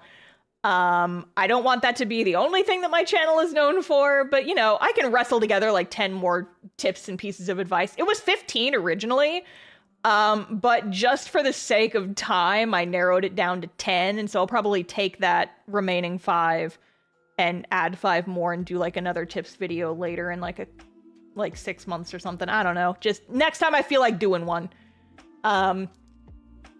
But yeah, my original plan was for it to come out on the 14th. That was kind of what I was... You can't just stroll right by the football cheese hat tab comment. Yes, I can, Savan. You weren't here for that bit. You missed it. We talked at length about the cheese hats. We talked at length about the cheese hats. You just weren't here. Rewind the VOD. Yeah, so I was originally planning on getting it done on the 14th, but then I was like, well, by the time the 14th rolls around, we'll already be like over a week into the plushie campaign. But if I like speed run this video production and post it on the 7th, that's a full 3 weeks of people getting the potentially watching the video and then getting the little marketing advert and knowing that the Vector plushies are coming. And so I felt like it was just better in general to get the video out earlier. But because I kind of rushed through the production, I did kind of wear myself out a little bit too much. So I need to take it easy for a little bit. I remember writing this in my journal. I'm like, I have done too much. I overdid it a little bit, I think. Cause that video went from nothing to a full completed 30-minute video in like 3 days. It was probably like the fastest turnaround I've ever had for a video that long. I think I scripted the video. I sat down and scripted the entire video on like the 1st, and then I was done with it by Tuesday. So I'm like, yeah, I usually give myself a week to just kind of like poke at these. I need to like take it easy a little bit after that. Because it's like, do I think it was a good idea to just, you know, get through it, get it done, and, you know, post it early? Yes, I do think in general that will be better in the long run to do it that way. But at the same time, I'm eepy seeps. So whatever my next video is, it is going to be something a little bit easier. What I'm thinking I might do for my March video is I've actually had the script for part 3 of my Japan stories series. I scripted it months ago, and I just haven't actually made that video. That script has just been sitting in my Google Drive for like 3 months at this point, just biding its time and waiting. And I'm like, I will use this when I need it, and that might end up being next month, because I don't know what my next video is gonna be. But considering I'm probably gonna be pretty busy in March, that might be like a pretty simple, just kind of bust it out in like 2 days type video. We'll see. I don't think I'm gonna have the strength for anything complicated next month, so I'll probably just do like another story time or something. But yeah, so that's kind of my loose plan for right now. I don't have like especially any like stronger video ideas pulling me in one direction or another yet. And also I like the idea of, you know, a simpler video for next month. But maybe it would be better to do the simpler video in April, because April I'm not only going to be busy with just life stuff, I'm also going to have a big con that I'm going to need to prep for in April, because I have C2E2 as like the weekend right before Castoff's anniversary. Oh, let me show you guys this. So I showed this on like Blue Sky and stuff, but I want to show you guys. So your girl's getting into making sticker sheets. Look at them! Look at them! I'm gonna make these a sticker sheet. So, okay, my goal is to have 3 sticker sheets done before C2E2, which is in mid-April. And if I want to get them, you know, actually printed and mailed to me on time, then I need to have them done by like the end of March, at the very latest. So I did these first, like the Verity and Company sticker sheet was just kind of an experiment. But I also want to do a cast-off one, and then I also want to do one with like my VTuber, just like a little silly one that's based on me and my silly shit. And so I've already started working on the cast-off one. It's gonna be similar to this one, where it's like there's a full body of each of the characters and then also like some little expressions and stuff. I might do a little series of the running ones like I did at the bottom there, because I just think that those came out like so heckin' cute. So I want to do one like this for cast-off. And then if I have time, I also want to do one of my VTuber before C2E2 in April. But I've just come to appreciate a good sticker sheet so much over the past couple months, because they're so good for journaling. Because like I've gotten into journaling. I've been keeping up with my journaling hobby. I have not missed a single day of my daily journals since the start of the year. And I'm not gonna lie, I'm proud of myself for that. I think it's been very good for me, and it's been a fun little low stress creative thing that I do as like my cool down every night. And I'm having fun with it.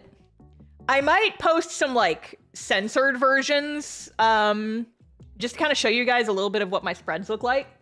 But I don't actually want to post like full journal entries on the internet. Like, y'all don't need to be seeing that. Y'all don't need to be seeing me, like, ranting about my anxiety woes and shit like that. And talking about how fucking tired I am. But, you know, I do like, I have a lot of stickers that I have been using, and I've come to really appreciate a sticker sheet as a person who does more journaling stuff now. So here, I will make these go away. But yeah, so be on the lookout for sticker sheets, because they are my new favorite thing. Keep private things private, hella valid. Yeah, basically. It's like, I don't mind showing people like my fun layouts, because like, I am proud of how it looks. Sometimes I just go back and I flip through it. Like, I've got it next to me on my desk because it's also, you know, a planner. It's like a planner journal combo. And I am really proud of like how it looks. Like I coordinate like stickers and color schemes with like the color of pen that I'm using to write. It's real like artsy fartsy nerd shit. But I'm having fun with it, you know? It's like, I wouldn't mind showing off like the artsy parts of it. But people don't need to see my actual journal entries, you know?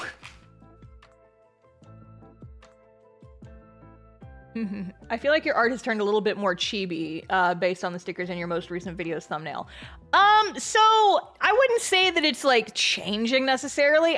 For the Verity sticker sheet, I have stumbled into like the perfect, like a new like little simplified chibi style that I really wanted to play with.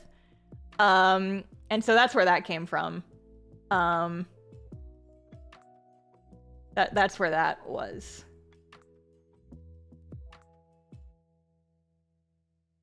Blech. Hang on, there's stuff going on in chat that I gotta check on.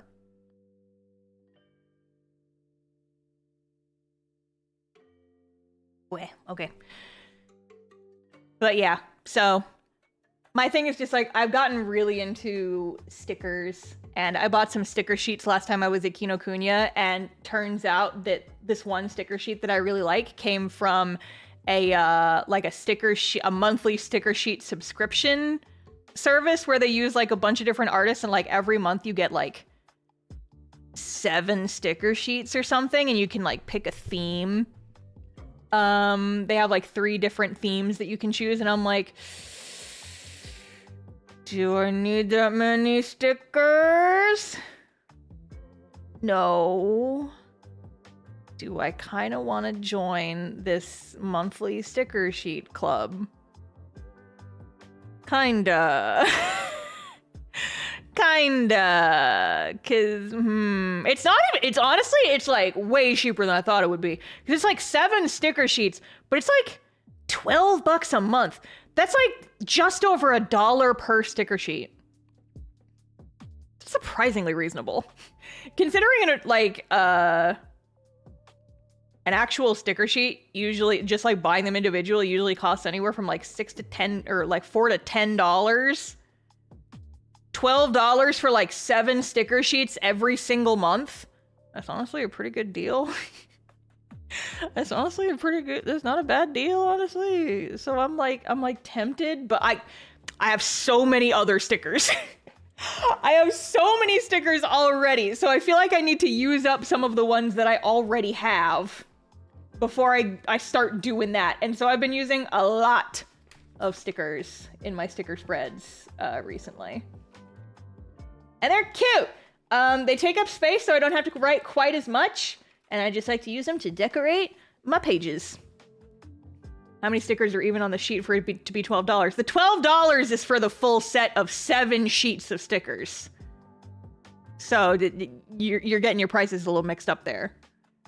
Like if you're buying from an independent artist, sticker sheets can run anywhere from like $8 to $10, depending on the size and how many stickers there are. Like my sticker sheets are probably going to be like $10 each, but at the same time, that's mostly just because like they're gonna be pretty big. They're gonna be like 5x7. So the same size that my Milk Club prints are printed, that's also gonna be the size of the sticker sheets, and you're getting like 20 plus stickers all on the same page. And I did a test print. I did a test print of them just to kind of like, you know, see if it was a good size. And I love the test print so much. I've been keeping it in a pocket of my like little planner, and they look so fucking cute. They look so fucking cute.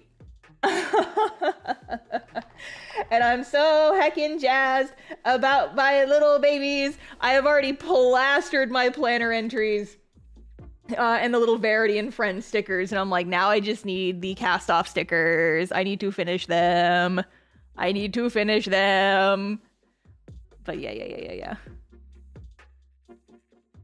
Mm-hmm.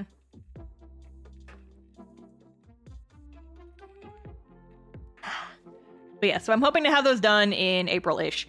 Oh, also, I don't know if you guys saw, can we see the test prints? I mean, it is quite literally just like a printed version of the picture that I just posted. So it's nothing like too interesting, but it's just like using the sticker paper that I already had sitting around. But the final ones should be like, I think I'm going to do matte for these stickers, because I just think it'll look a little nicer. But yeah, so what? I was about to segue and I forgot what my segue was gonna be. Damn it.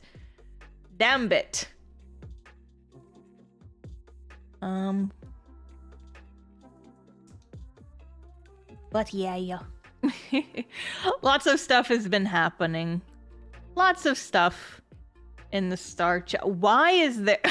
Okay, so I posted the link for the little Verity story that I've been scripting.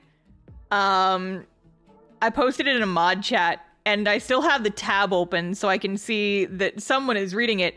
But you know, in Google Docs, when someone is viewing your document, it'll show like anonymous creature. So it'll be like anonymous crocodile or like anonymous llama, just like up in the corner if they don't have like a specific name that they're attached to. Whoever is viewing my document right now is apparently being labeled anonymous Nyan Cat. What? What? First of all, why the fuck is it not anonymous lol Nyan Cat? I almost said lol cat. God. Oh boy.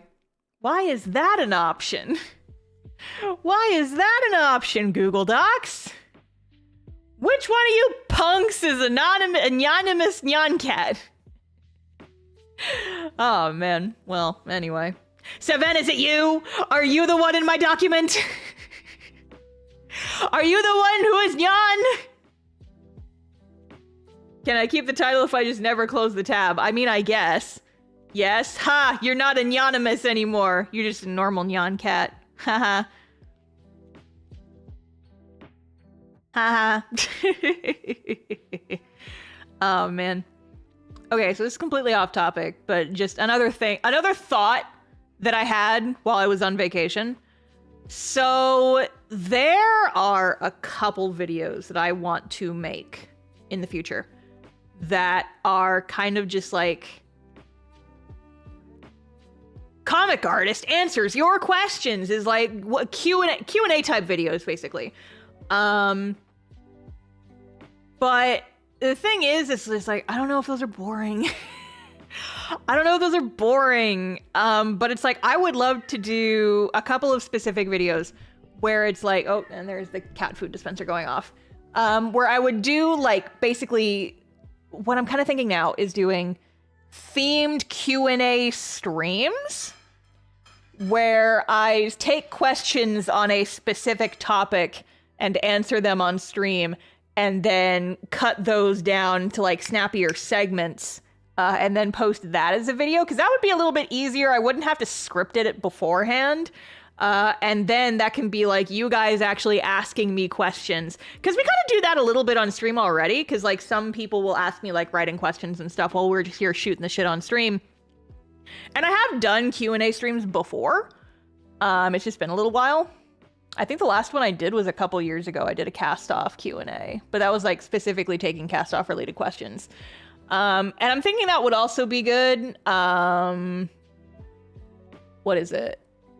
That would also be good for like clips. I could absolutely farm some like shorts and clips out of that, and that would be good for the second channel. So, you know, good vibes all around. Ah, heck, where did my stream thingamajig go. I lost track of my actual little window that tells me things. MDom87, thank you for the super chat. Verity would look good on my sousaphone cover if I could get one made. Oh yeah, I do have Verity stickers available now, so that would be sticker on your instrument case. She's shiny. I actually put one of the Verity stickers on the back of my phone. And she shimmers in the light. That's what I was gonna say. I made a bunch of more stickers. I have new stickers up in the shop. I took a bunch of my pin designs, and I made them into stickers. And then I also took all of my D&D girly, my little acrylic stand designs, and I turned those into stickers as well. But the Verity one, I actually got printed on like specialty vinyl, and so the crystal-y parts of her shimmer in the light at certain angles, and it looks sick as hell. So those are up on my shop if you guys want to go look at those. Do my shilling buttons still work, or have they broken? Do my shilling buttons work? I don't know if they're working right now. I might need to fix them. They are not working. TheStarfishface.com. I have a whole thing with like new arrivals that has all the new stuff kind of in a folder. There we go. There we go. Hyped for the Verity video, just caught up with the what's left of a series. Yeah! Like I said, the Verity video is still in progress, but I finished all the illustrations for it. I just have to work on assembling it. It'll probably be a couple more months just because now I am once again working on it just between my other obligations. And I'm busy and all that other jazz, but I am hoping... I would love to get it out sometime in March, but more likely it's probably going to be closer to May. So we will see. It just depends on how much time I can dedicate to it in the next couple of months. But it is still happening. It is just taking a bit. Is it weird I want to give Verity a big hug? No, because she is a baby and she would very much she would very much love a hug. The one thing, and it's funny because this has actually come up in the campaign. Verity pretty much is always wearing armor, and so whenever she tries to go in for a hug, she ends up like fucking just crushing people. It's happened several times where she like goes in for a really emotional hug and then they're like, ow, ow, Verity, hey, Verity, you're wearing like full plate armor. Ow, Verity, ow. Like the very first time it happened was when she and Rodin finally got reunited. And you know, she was very upset for reasons that you guys will find out about. She was very distraught.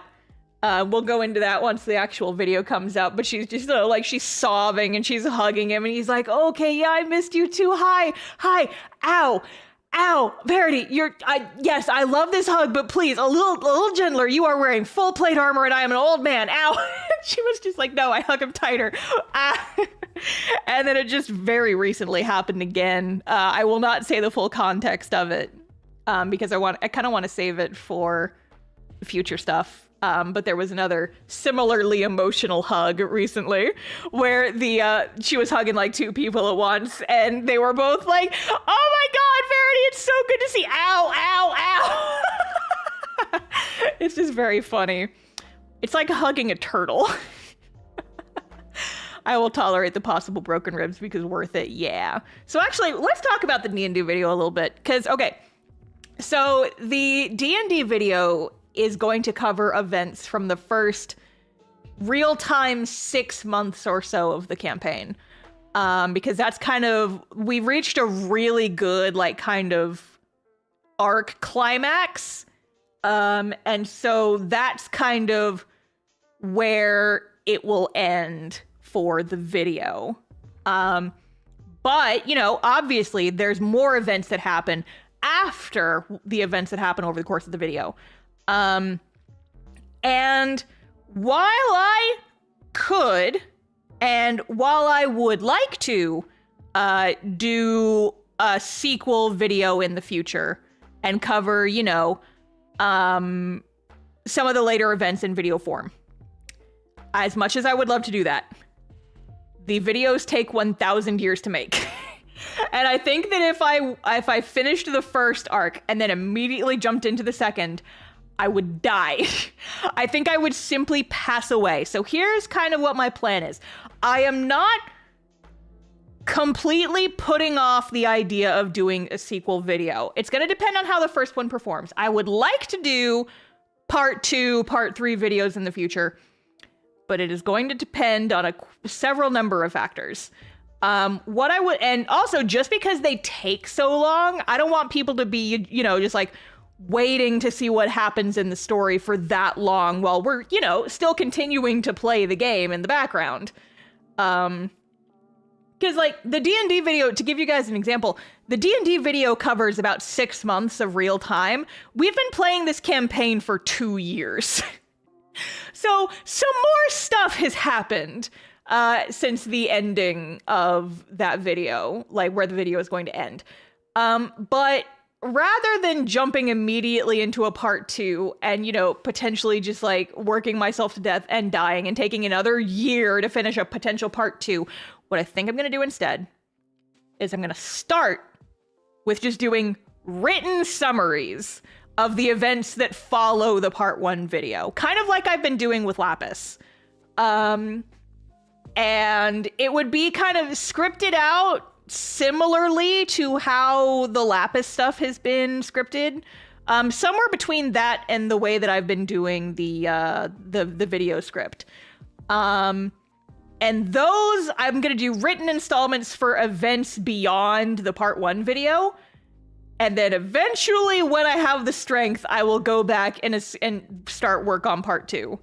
If I ever get there. But that way, you guys can, like, still enjoy the story, still, like, know what happened, still get the enjoyment of, like, seeing what is going on with these characters and keeping up with the campaign without the pressure of Star having to force herself directly back into the D&D video mines on top of everything else I have to do. Just the written summaries are so much easier, you know? And so I think that potentially, like, I'm definitely doing the written ones, and then I would love to do future video parts, but I think the written summaries will be my primary focus for a while, just because those are so much easier to get out. Does that make sense? Are you guys kind of following what I'm talking about? So it's like, I would love to do videos of future events, but I think I'm going to just, like, you know, kind of focus on doing written summaries of the stuff that happens after the part 1 video. Just because that is so much easier for me to keep track of. And then that way you guys can still enjoy the story. You can kind of, like, see what happens. You can learn more about these characters. Da-da-da-da-da. And then eventually, when I have the strength, I will try and jump into a part 2. But it is not going to be an immediate thing. Because I'm tired. I am so tired, gang. Oh, hold on. I'm tired and I have a sneeze coming. Oh, no. Oh. It's one of those stupid sneezes. I acknowledged its existence and now it doesn't want to actually happen. God damn it. I hate this. I hate everything about this. Ah.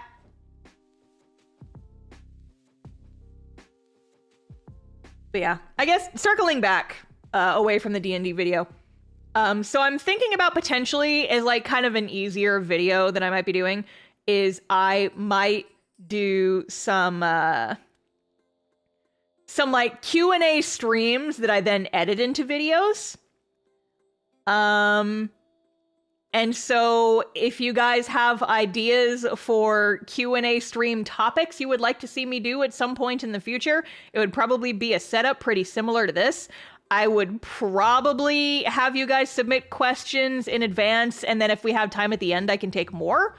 There's also, like, you know, it doesn't have to be limited to, like, a one stream thing. I could always, you know, like, I could do the Q&A streams, like, once a month. I don't want to commit to that, but that's a potential thing that I could do. Because just talking out my ass like this is pretty easy, you know? But yeah, because I'm thinking doing one just, like, specifically on writing. I could do one specifically on, like, Artist Alley stuff. I could do one very specifically on the business side of art. You talked about people asking to interview you for school, maybe a stream for those kind of questions. Yes, that is absolutely another one that is on my list. It's just like, hey, if you ever have the assignment of do an interview for an artist, I'm just gonna sit here and like take questions for a while. I feel like I need to come up with like some kind of title for this if this is gonna be a series. I could call it like, I saw someone call like a Q&A stream office hours once, and I thought it was really cool because it's kind of like a reference to like professors and things. It's like, I'm not a professor, but I will accept the title of like the internet's webcomic teacher that a couple of people have called me in the comment section before, and I thought it was cute. But I was thinking maybe something like Star Sessions, where we just sit and we do Q&As and we just talk shit. Well, not talk shit, we talk about shit. You know. You get it. Q&A stream called Pickstar's Brain. Yeah. Call it Shooting Star. I mean, what would the shooting have anything to do with that, though, is the thing, right? I like Star Sessions. I think it could be fun.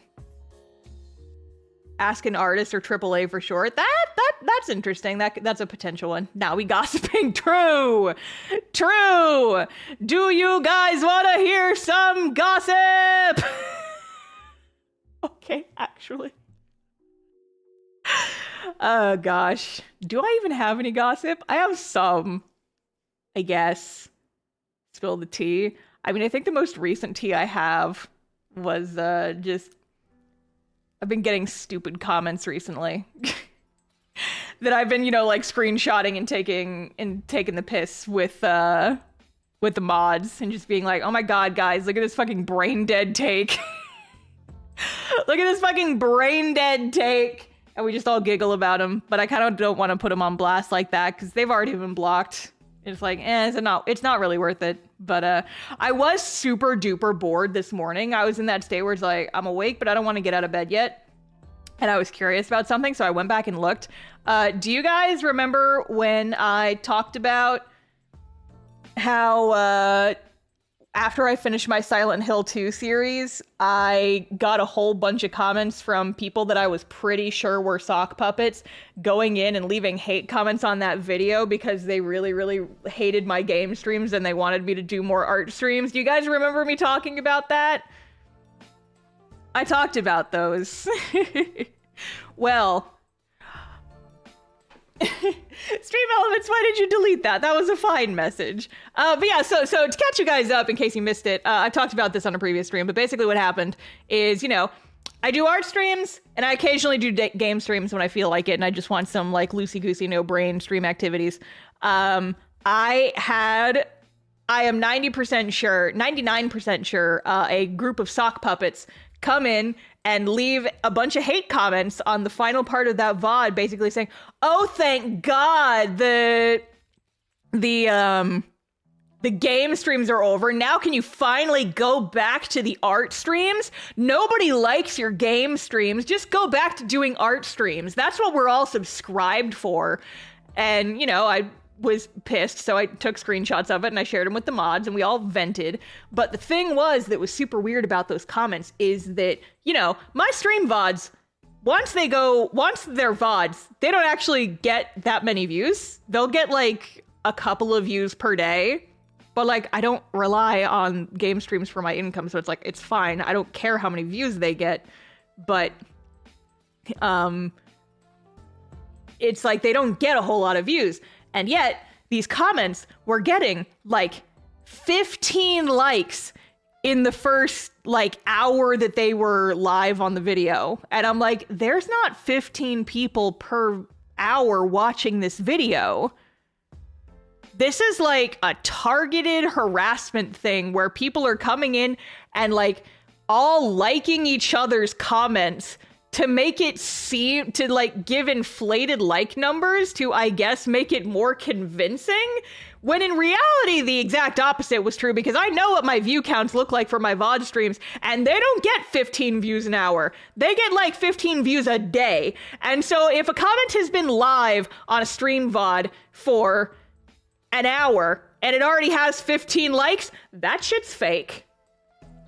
And that's probably a bunch of sock puppets. And so this morning I was super duper bored and I actually went and looked up the conversation from back, it was like early January, I think, when this happened. I I went and looked up all the usernames that were involved in that conversation, and I looked them all up, and like 4 of the 5 users were all like blank accounts with no uploads that were all created within the same like 2-month span of each other. And I was like, oh, yep, I had a feeling this was sock puppets, and that there basically confirmed it.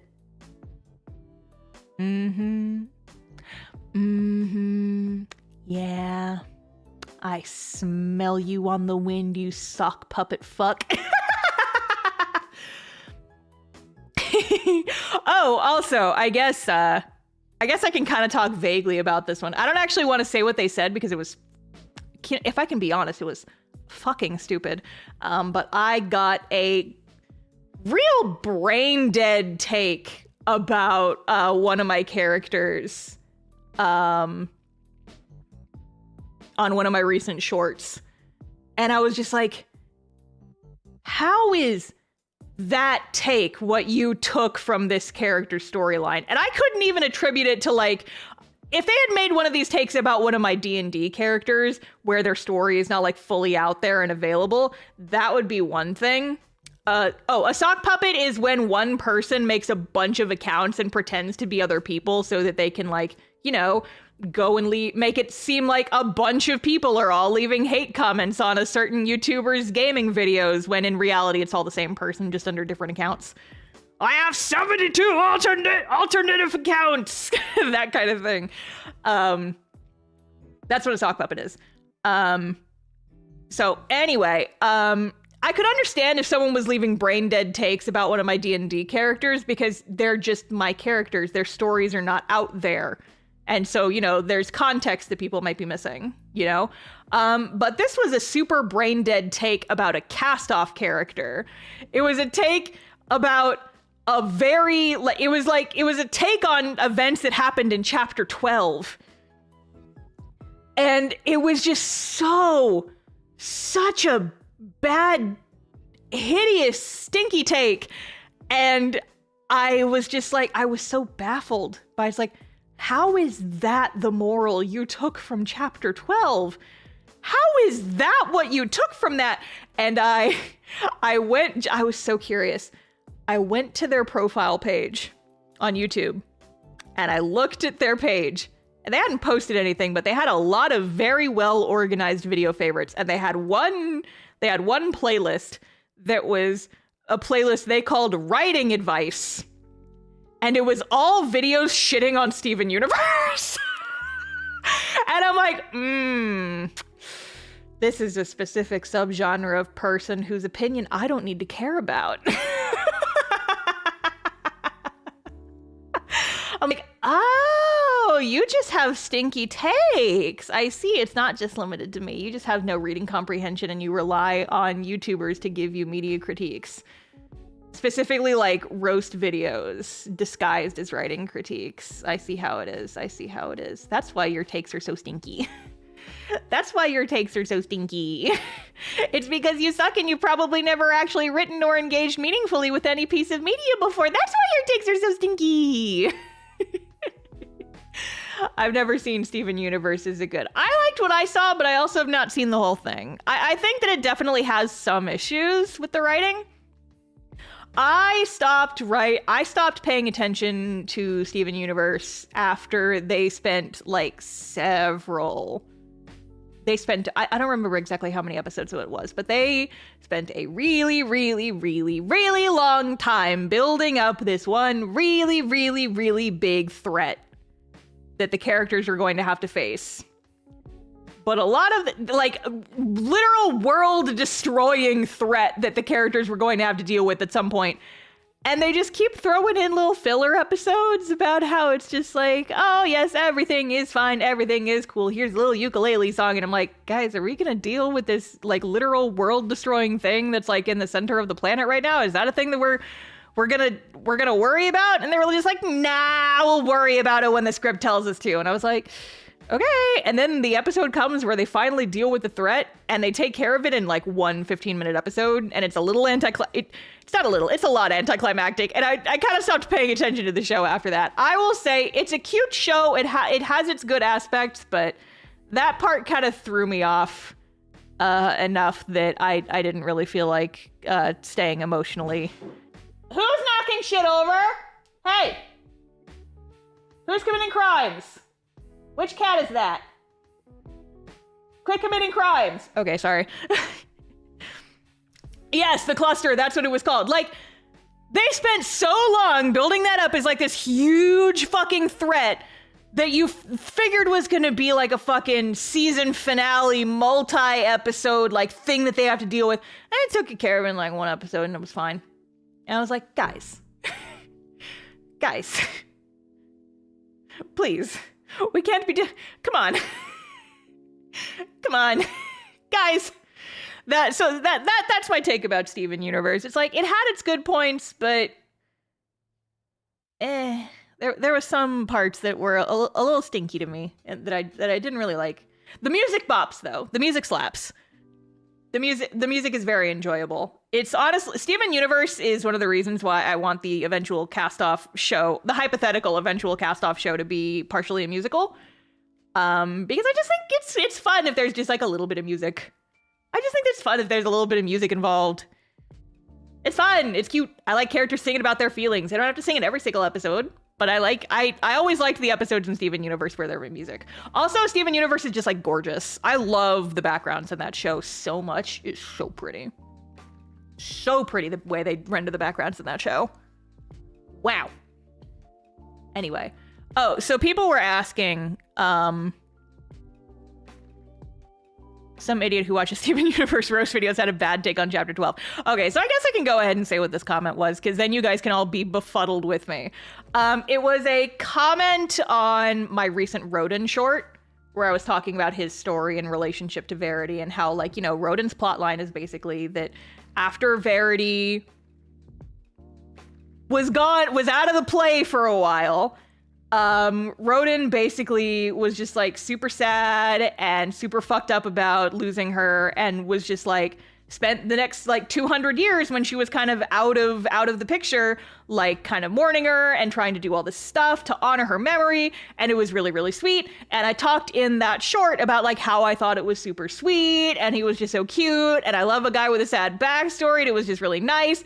And this one person fucking comes into my comments and says, oh, okay.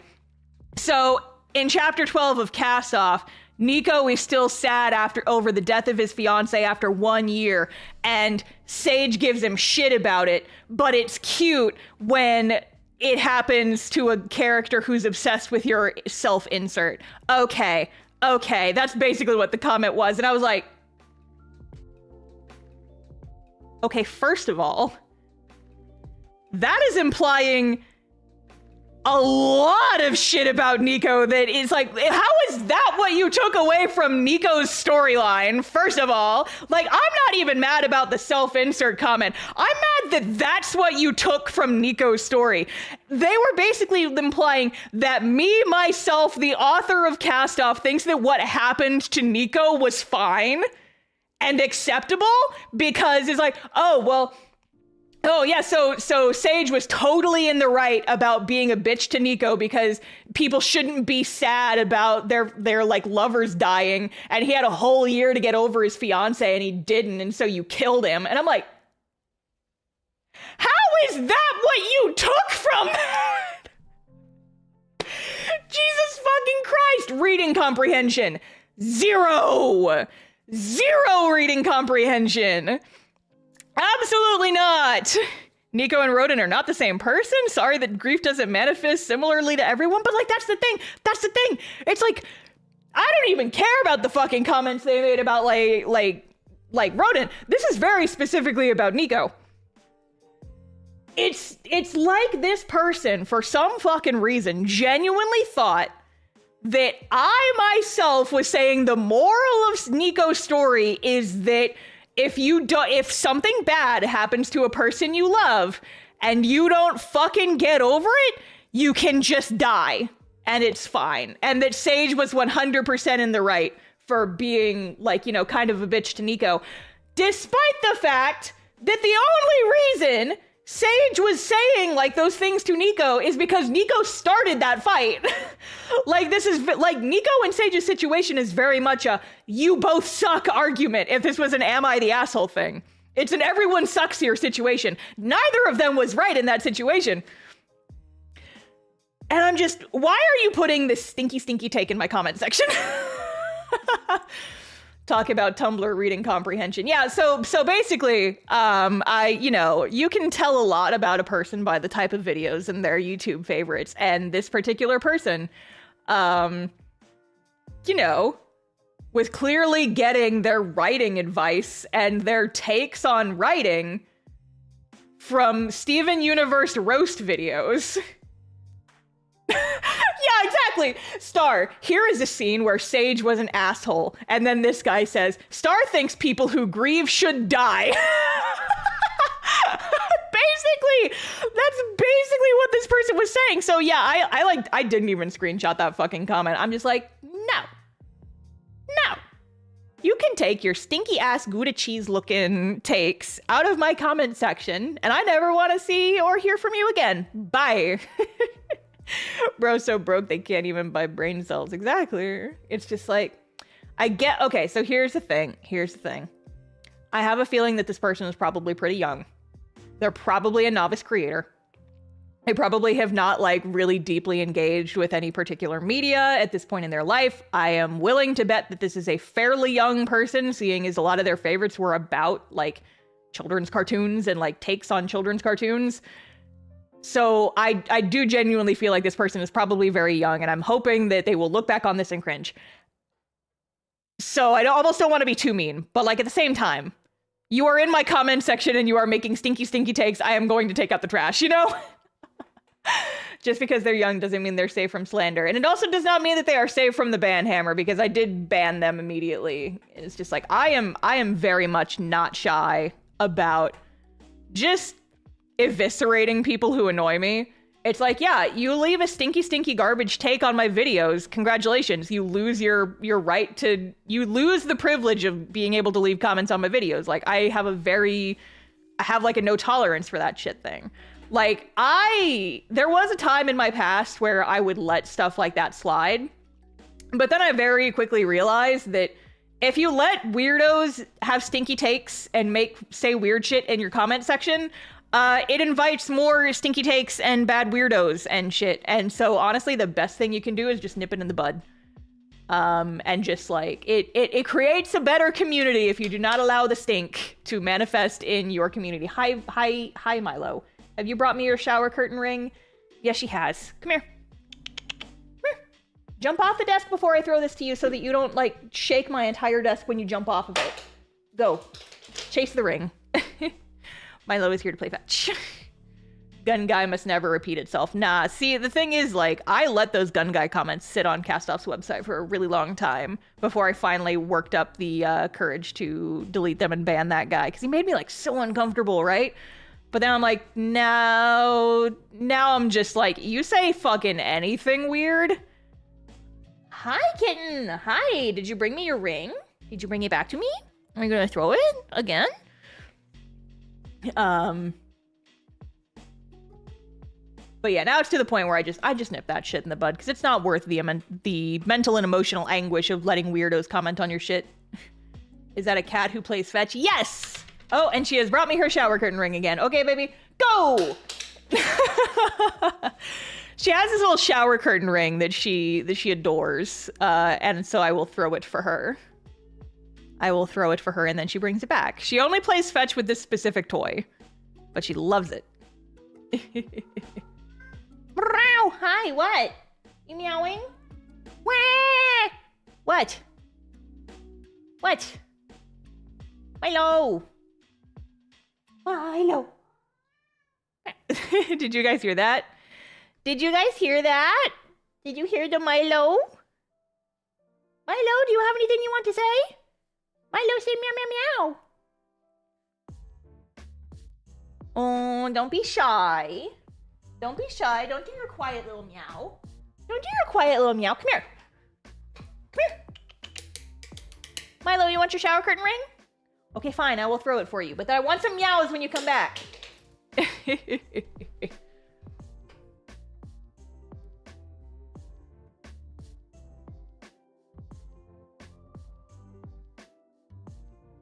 How do you know when to include potentially triggering things in your writing? Oh, that's a deep question.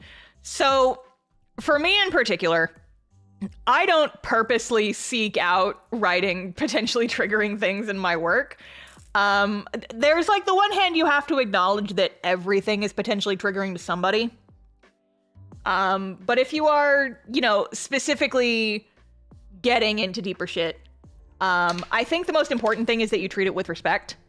And that, if possible, you warn people that it's coming so that they can be prepared. Like, I remember when I wrote about Nico's storyline, I made it very clear up front that stuff was going to get a little bit dark. And I gave people time to, you know, to mentally prepare for it, right? Because, you know, it's like you can't control what's going to upset people, but at the same time, that doesn't necessarily mean you should shy away from it if it's an important part of your story. Now, what I would also say is don't just put it in there for shock value. There's also like still several lines that I will not cross in my own works just because I don't find it particularly interesting or engaging to like work with. What happened to Nico was important to me because it was like, you know, relevant to the storyline and showing the possible consequences of fucking around with things that you shouldn't. Are there other ways I could have come at it? Sure. But the way I came at it felt like the right way to do it. And, you know, a lot of Cast Off is going to be talking about like the psychology of like doing weird shit. I don't know if this is showing up on audio. I shouldn't be playing with a piece of Velcro. It's going to be bad audio. But yeah, I think the important thing is like, don't just put potentially triggering stuff into your writing just for the sake of like, you know, upsetting people. If you're gonna do that kind of thing, you know, just like do it with respect, acknowledge like, sorry, I have to throw things for my cat. Acknowledge that it is potentially going to be upsetting to some people and treat it with, you know, respect and dignity, right? As someone who has written some pretty triggering things, the one big thing too is, are you writing it for shock value or because you're trying to say something? Yeah, that's a pretty good way of putting it. It's like, why? You really have to think about like why you are putting this in there. Why are you including that thing? Is it just to shock people, or are you actually trying to have some kind of commentary on that sort of thing? And I feel like the first one is pretty, and the second one is, you know, again, you treat it with respect. You warn people about it. Yeah, you know, just like do your homework. Yeah, that's another good thing. Just like, I'm not saying you can't ever. I'm just saying, you know, go in with the knowledge that you are writing something that could, yes, be potentially upsetting. But just because it might potentially upset people, if you have something important to say about that thing, I don't think that you should shy away from it necessarily. Just be responsible with what you're writing, you know? Like, that is kind of a fear that I had with a lot of the stuff that the villains do in Cast Off. And I can kind of talk about this because this is not really spoilers. We kind of know. So it's pretty obvious at this point that the whole like shortage of Magior thing is very much a allegory for fossil fuels in the comic. Like that's pretty obvious at this point, right? Listen. Pretty much every villain in Cast Off is just one of Star's frustrations about the political environment manifest. Especially with the lore pages. Yeah, and like, it's coming out in the lore pages, but we have seen it in canon, and it will be coming up more in the actual comic. The lore pages just kind of solidified and coagulated together a bunch of information we've gotten in little pieces. But yeah. I lost my train of thought because Milo really wants me to play fetch with her. But you know, yeah, it's like I could have like, you know, kind of sanitized it and made the villain's motivations more like something different that was not an obvious allegory. But at the same time, it's like, this is something that legitimately frustrates me. I watched a documentary about electric cars when I was like 13, and it changed my brain chemistry. And, you know, sometimes you want to make the commentary about the things that you see in the world with your art. And I don't think there's anything wrong with that. You just have to, you know,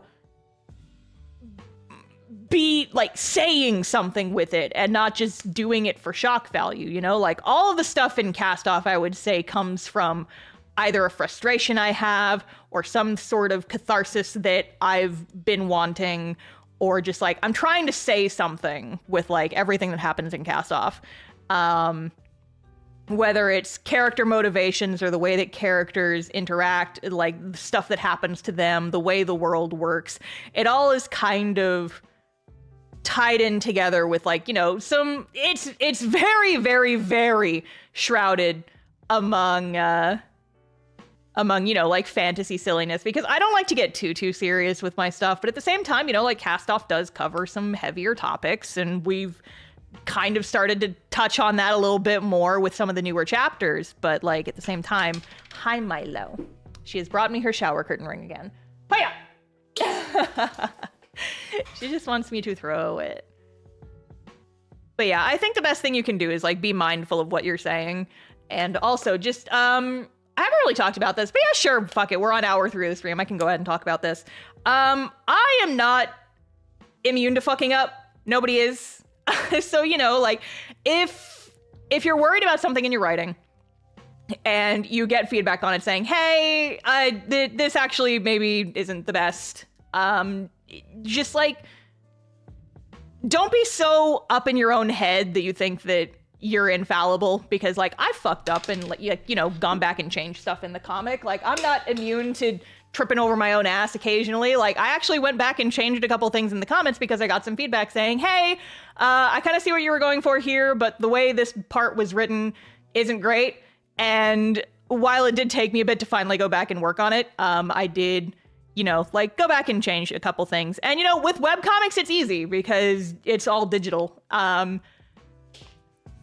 But yeah, just, you know, like acknowledge that you are not immune to fucking up. And just, if people try to help you, just like try to take that critique, take that criticism. You got to kind of take every criticism with a grain of salt, because some people are not looking out for your best interest. Some people just want to mold your story into the exact thing that they want. But, you know, with stuff like that, where it's like, hey, this thing is like, I'm pretty sure you did not intend this, but it kind of is a little bit, you know, I think you probably could have written this in a way that's a little bit less offensive. And I'm like, oh, okay. And no, yeah, you're right. I can, that wouldn't be too hard to change. I went back and changed some of the terminology that gets used around like magic stuff. Just because it kind of, I guess, brought up like some, the original terminology I had for some of the terms in like magic stuff kind of brought up some implications that I did not intend. And so I did go back and like change some of the terminology to make it more obvious, just like fantasy nonsense instead of stuff that could potentially be tied to an allegory that I just didn't know about. And like people pointed it out and I was like, oh, yep, shit, you're right. Okay, we don't want to do that. Let's switch it to more generic fantasy terms. But yeah, I don't know. I'm not very good at talking about this kind of stuff coherently. I feel like I'm kind of talking out my ass right now, but just, you know, I guess in general, the best advice I can give for that kind of thing is just be mindful, you know?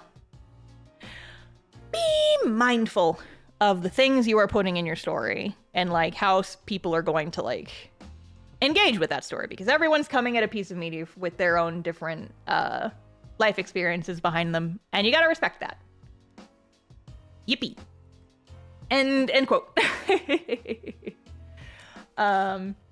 I am not good at talking about serious topics just kind of off the cuff like this. I can talk about webcomics all day, but you actually asked me to get into like deep shit and I just also it's not helping that I'm distracted, but whatever. But yes. I started reading Cast Off a little before the holidays. Can I expect it to return to a regular schedule soon? We've kind of already covered that. The comic, I'm hoping to get back to updating sometime in February, March-ish. But it's gonna depend on how busy the next couple of weeks/months are. So, you know, just I will post about it when I have updates. I feel like this attitude is definitely a great one to have, especially when creating your own webcomic, because when I highly enjoy something, I will give small bits of criticism because I want to help. Yeah, and it's like, I always try to keep an open mind for criticism and like critique and stuff, especially when it's in relation to like stuff that I might not have as much experience about. Which is what a couple of the critiques in Cast Off were that eventually made me go back and change things. I was like, no, you're right. Okay, when you explain it like that, I do kind of get it. But you also, like, at the same time, also, you have to, like, acknowledge that, you know, sometimes your readers are coming at things. This is, like, kind of an interesting perspective from, like, a creator point of view, right? People who are reading your work, who are just, you know, kind of consumers of what you are putting out there, they kind of can't see the whole picture. They only really see what you give them. Hi, Milo. She has brought me her ring. And so at the same time, it's just, like, sometimes you'll get feedback and it's like they're coming at it from, I can only see what you have posted already. And at the same time, it's just like, I understand why they're saying this. We just haven't gotten there yet. And that's the pain with comics too, because like, I'll give you a really solid example. I've gotten a lot of folks saying, it's like, oh man, when are we going to get some more stuff about like Marina and Rory? When are we going to get more development for like Zara and his squad? And it's like, oh, it's really kind of sad that they're kind of underdeveloped compared to the rest of the cast. And I just have to sit here on my hands and be like, don't spoil anything. Don't spoil anything. Webcomic time kills the man. I know that they are getting stuff. I know full well exactly when they are getting stuff, and it's gonna be fun and it's gonna be cool, but yeah, let me cook. I've talked about this before, but it's like sometimes you just gotta let it cook, you know? Assume best intentions, but at the same time it's just like, let me cook. The general rule I've heard is that the reader correctly identifies the problem 95% of the time and diagnoses the solution correctly only 5% of the time. Fair. I'd say that I would agree with that. So it's like, you kind of, you know, you have to know what's best for your story. You can't just blindly take every single piece of criticism that's given to you. But at the same time, you know, like, keep an open mind. Try and see where people are coming from. It's just like, okay, if they're making these comments, that's clearly coming from somewhere. So where is that coming from? Is this something I'm already planning on implementing? And if so, if not, how is there a way, like, is it worth, you know, like, doing something like that? And actually, I can kind of talk about this. I kind of completely rewrote Cast Off's ending. So, okay.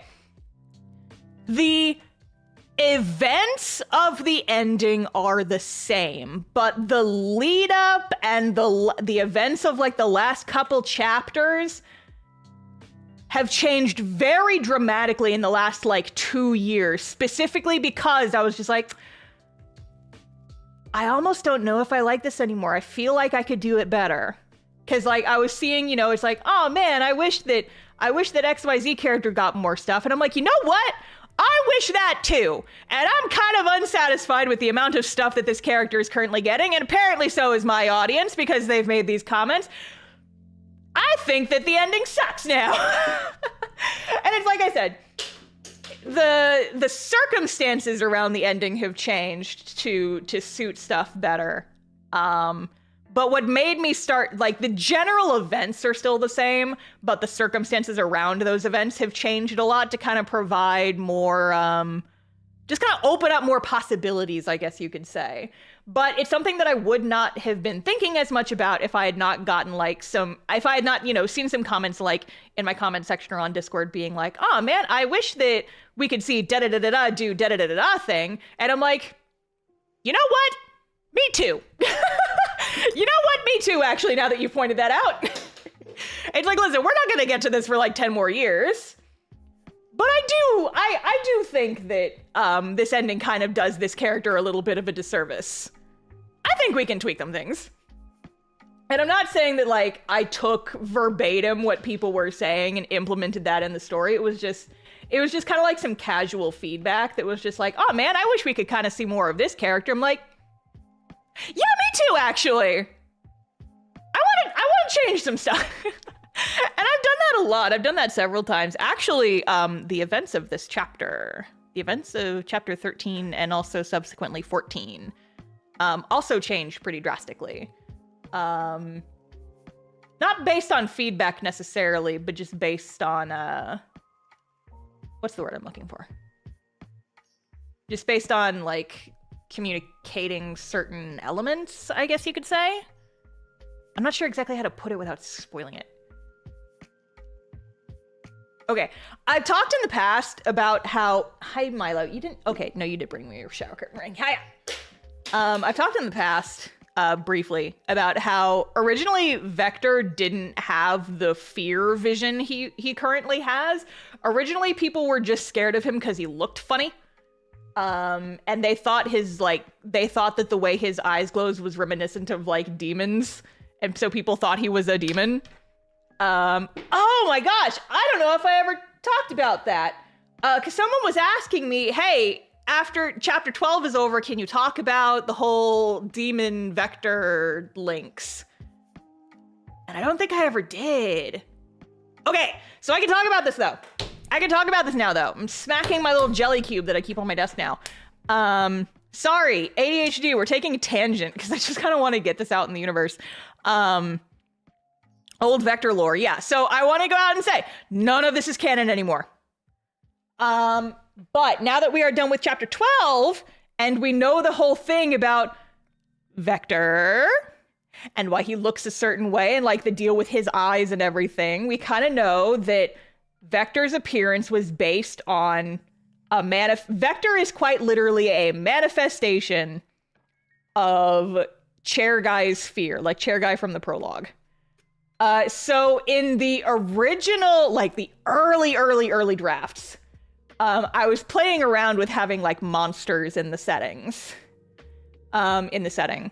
And so there were going to be these like monsters. I was going to come up with a better name for them, but at the time I was just calling them demons. They were basically like these black shadow monsters, a little bit like the Grimm from Ruby. But this was before Ruby came out. This was in the before times. And the thing with demons is they were basically just like these big sentient like shadow monsters, a little bit like Heartless from Kingdom Hearts, but they were like these smoky, shadowy, like blah, shaped creatures. But the thing about demons is they were all like pitch black shadow except for their eyes, and they had glowing yellow eyes. And so when people saw Vector's glowing yellow eyes, they assumed he was part demon. And that was actually like a part of the story for a really long time, is that that's what Vector actually was. The Chair Guy was afraid of demons, and so when he manifested Vector, Vector was sort of kind of part demon. He had like powers and abilities that were associated with demons just by the nature of manifesting in that way. And so that's where kind of the link came in. But again, so in early drafts of the comic, Vector's fear vision was not a thing because people could just see his eyes and think, oh shit, he's a demon. That's freaky because we hate demons and they're like these monsters intent on destroying humanity, and this kid has glowing eyes just like a demon, therefore he's a demon, get him. But once I took demons out of the story, people didn't really have an in-universe reason to be scared of Vector. He was just a little guy. And so that's when I gave him the fear vision instead. And so it's just like, it's kind of the same thing where it's like a manifestation of this power of how he was made. It's like like people look into his eyes. It's kind of a metaphor about like the eyes are the window to the soul or whatever. They're basically getting like excess fear leaking out of him because his like fear manifestation magic is so strong that it kind of projects itself onto other people, and that's kind of what the fear effect with Vector is. And so I had to change that later, but there was like a weird little section in the middle after I took out the demons and before I gave him like the fear vision thing, where people were just fucking terrified of this little guy because he looked kind of funny. And I was just And so at some point I gave him the fear vision because I was like, yeah, this doesn't really work. This doesn't really work anymore without the context of like the whole demon eyes thing. We need to change this. Don't know if this would be a spoiler, but since there's elves, are there any other fantasy races you're going to introduce in Cast Off? No, specifically because elves and cast off are basically just radioactive people. They're just humans. They can do magic. Like, that's specifically what elves are. These are not like your standard like Tolkien elves where like they're an entirely separate like race of people with special powers and like they live for thousands of years because they're elves and they're magic. It's not that. They're basically just like humans who have been exposed to magic at certain points. Humans plus, basically. Yeah, essentially. It's like they're humans, but they, you know, had contact with like this magic. And so they can use magic without having to rely on like the magic stones, essentially. Elves are X-Men? Kinda. I was more going with like just, what if radioactive magic gave you powers? Humans who have cool pointy ears. Yeah, basically. So if I was nuked with magic, I'd become an elf. So the way that it kind of works in Cast Off is like, once you have been born, that's kind of the skill, that's kind of the set you're running with for the rest of your life. You can't just like be exposed to a shit ton of magic after birth and then be magically transformed into an elf. That's not really how it works. It's kind of like is like how much magic were you exposed to kind of while you were still developing. Like when your mom was pregnant with you, like was she exposed to a bunch of magic? Depending on like a couple of different factors, like where did you live? How like are your parents mages? Because there was actually like, I don't have anywhere to put this in the comic, but I think it would be kind of cool to have a character who's like, their mom worked as like a gem, one of the magic gem craftsmen. And so they were like constantly exposed to this magic ore. And so, you know, the mother and the father are both humans, but like the kid is an elf and they don't live anywhere near like any of the magi ore deposits. They've just been working with this ore like for so long, including when the mom was pregnant. And so then the kid is like, oh yeah, I got magic from that. And so the first human who had an elf child must have been so confused. Yeah. And so like the thing is, in the story as well, the whole concept of magic is like is only a couple centuries old. Because I think it's just interesting to deal with like how humans would have adapted to this kind of extra thing, right? And I'm not sure what the best word for it would be. Like this extra attribute and where it comes from. And so I feel like the research on magic would still be fairly new. Which is why they haven't quite mastered the art of like using this as a renewable resource. It is still very much a non-renewable resource, and we're kind of bumping up against the, hey, this is a limited resource and we're burning through it really, really fast because we've come to over-rely on it. We should probably, you know, start trying to move away from this limited resource. And it's just, you know, this is a thing that we should probably be doing. And then the, you know, people are in charge are just like, but we like magic, so no, we're going to continue to screw people over. For our benefit, because we like having magic and fuck all those other people. When nuclear energy, I mean, it's very specifically inspired by like fossil fuel bullshit. And my personal frustrations with that. But it's fine. We love an allegory. Anyway. So you can just stop mining and just live next to the magi ore and everyone eventually has magic. Well, they'd have to stop mining it first. Which no one really wants to do. Because they want to have their magic. How is it fair that just you happened to live on this like ore deposit when you were very young? Can the elves have human children? I would say that there's still, like, if both your parents are elves, you're probably gonna get some of that passed on just because, like, the parents are inherently magic themselves. So I feel like elves would also have elvish children. But, you know, it would probably dissipate with time. Like, whoa! Milo went crazy. What the fuck was I saying? Oh yeah, I feel like it's the kind of thing that would fade with time, but it would take like many, many, many generations, you know? Yeah. Milo, you are just obsessed with... It's just shower curtain ring hours in the house today. She's just going crazy.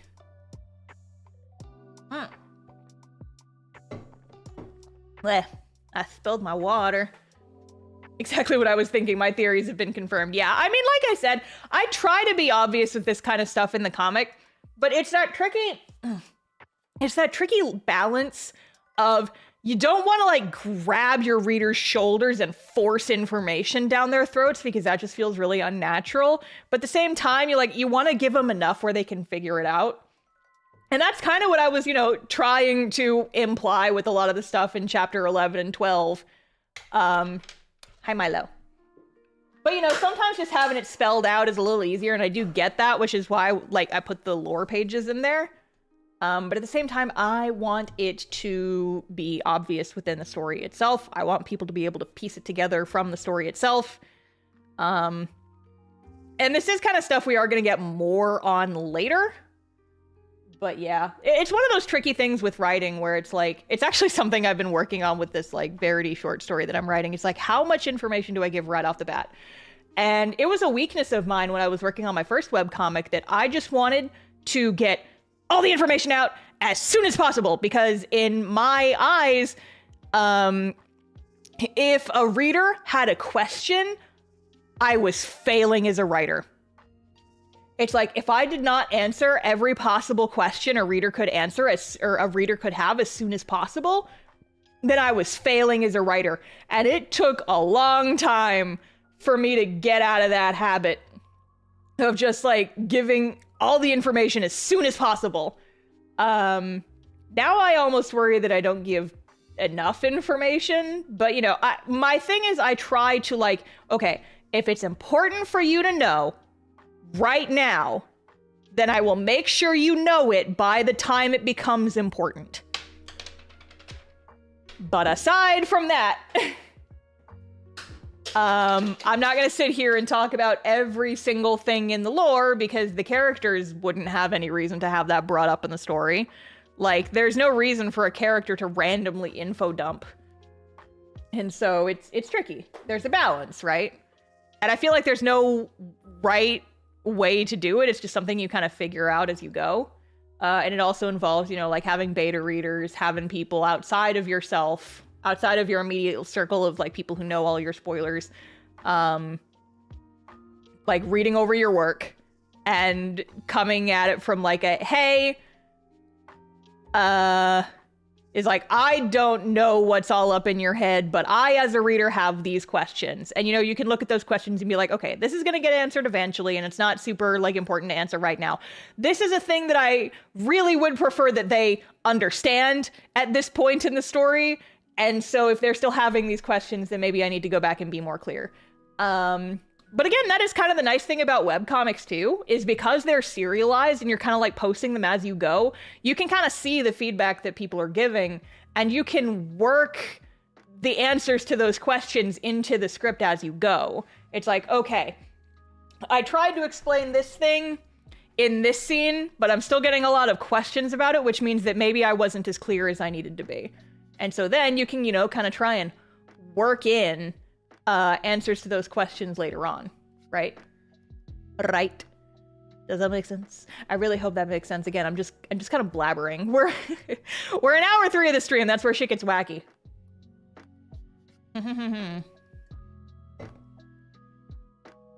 Oh, good lord, I'm not reading all that right now. I got an @ in the server, and I'm just nope, that's 25 plus messages. No, I'll read that later. Blech. I think we're probably gonna wrap it here, folks. It's getting late. It's getting late. I have a great idea for a fantasy story with parallel universes and stuff, but I have some trouble with the world building. Can you give me some tips? I would love to. That is way too vague. I mean, it's just I know nothing about your story, so I can't really give you personalized advice because I don't know anything, But yeah, it's just world building tips in general. I'm also maybe not the best person to come to because I consider world building of the holy triangle of character, story, and world building. I feel for me, world building is my weakest part. Because I am just, I care so much more about the other two that for me, world building often does get left on the sidelines. And for cast off especially, world building is pretty much all of the world building in cast off is the product of I want to do this thing in the plot, or I want to do this thing with the characters. I've made the joke that the entire magic system of cast off is based explicitly on I have this thing that I want to do with my son Vector specifically, and I am going to shape this entire world around him to make sure I can do what I want. For me, like, world building is always one of the last things to happen to kind of take shape, because I very much prioritize characters first and then plot second. But yeah, I don't know. It's like world building is such a... It depends so much on the type of story you're making, right? But yeah. I approach world building like game developers' environments, do the bare minimum of what the players/readers will see. Yeah, I think that's also a good way to take on it. Milo, please do not play around in my cable management. You're gonna unplug something and then it will be very upsetty spaghetti. But yeah, I mean, at the same time though, like, everyone's gonna come at storytelling a little bit differently. Like, if you love world building, then just do your world building first. Like, you can do that, it's fine. I'm not saying, like, you have to do it this way because that's the way that I do it and I say so. Like, creating a story is, like, such a personal thing. It's such an inherently personal thing, right? And so I feel like you can't just parrot what other people tell you to do. You have to figure out what works best for you. And that is a process and it takes time. It's not something you're just gonna... It's not something you burst out of the womb knowing, like, your preferred method of building a story. It's something you gotta practice. It's something you gotta work on. It's something that is unique to each person. And the best way to figure that out is to just fuck around until you find out, right? Oh, man.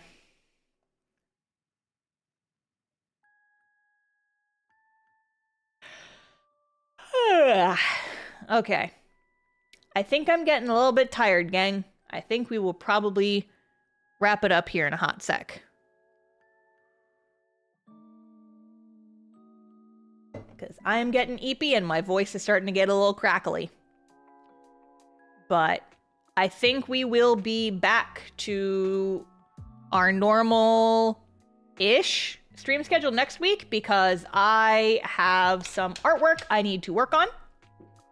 I have to do the stickers for March's mail club. And I've sketched those already, so I will probably ink and color those on a stream next week. I need to fix the sketches because I'm not 100% happy with them. But I will probably be working on those next week. I have my capped off sticker sheet that I want to work on. I've not finished the sketch for those yet, but I'm going to try and maybe poke at that this weekend. It's not work if it's fun. Do some other stuff. But yeah, so I will probably stream probably next Monday and then either Wednesday or Friday. I'll post the stream schedule when I know it. But in the meantime, I'm going to go ahead and dip for the evening. Thank you guys for joining me. I hope this was entertaining. I don't do just like normal just chatting streams very frequently, but I hope you guys enjoyed. I'm gonna go be a cozy gamer now. And I'm going to do my best to take the weekend off because I need that. But I have enjoyed hanging around, so I will see you guys next time. Fare thee well, friends. Have a good weekend. Go buy a Vector! He's only available for like 3 weeks. There's a link in the pinned comment in the description. Okay, bye. Wow!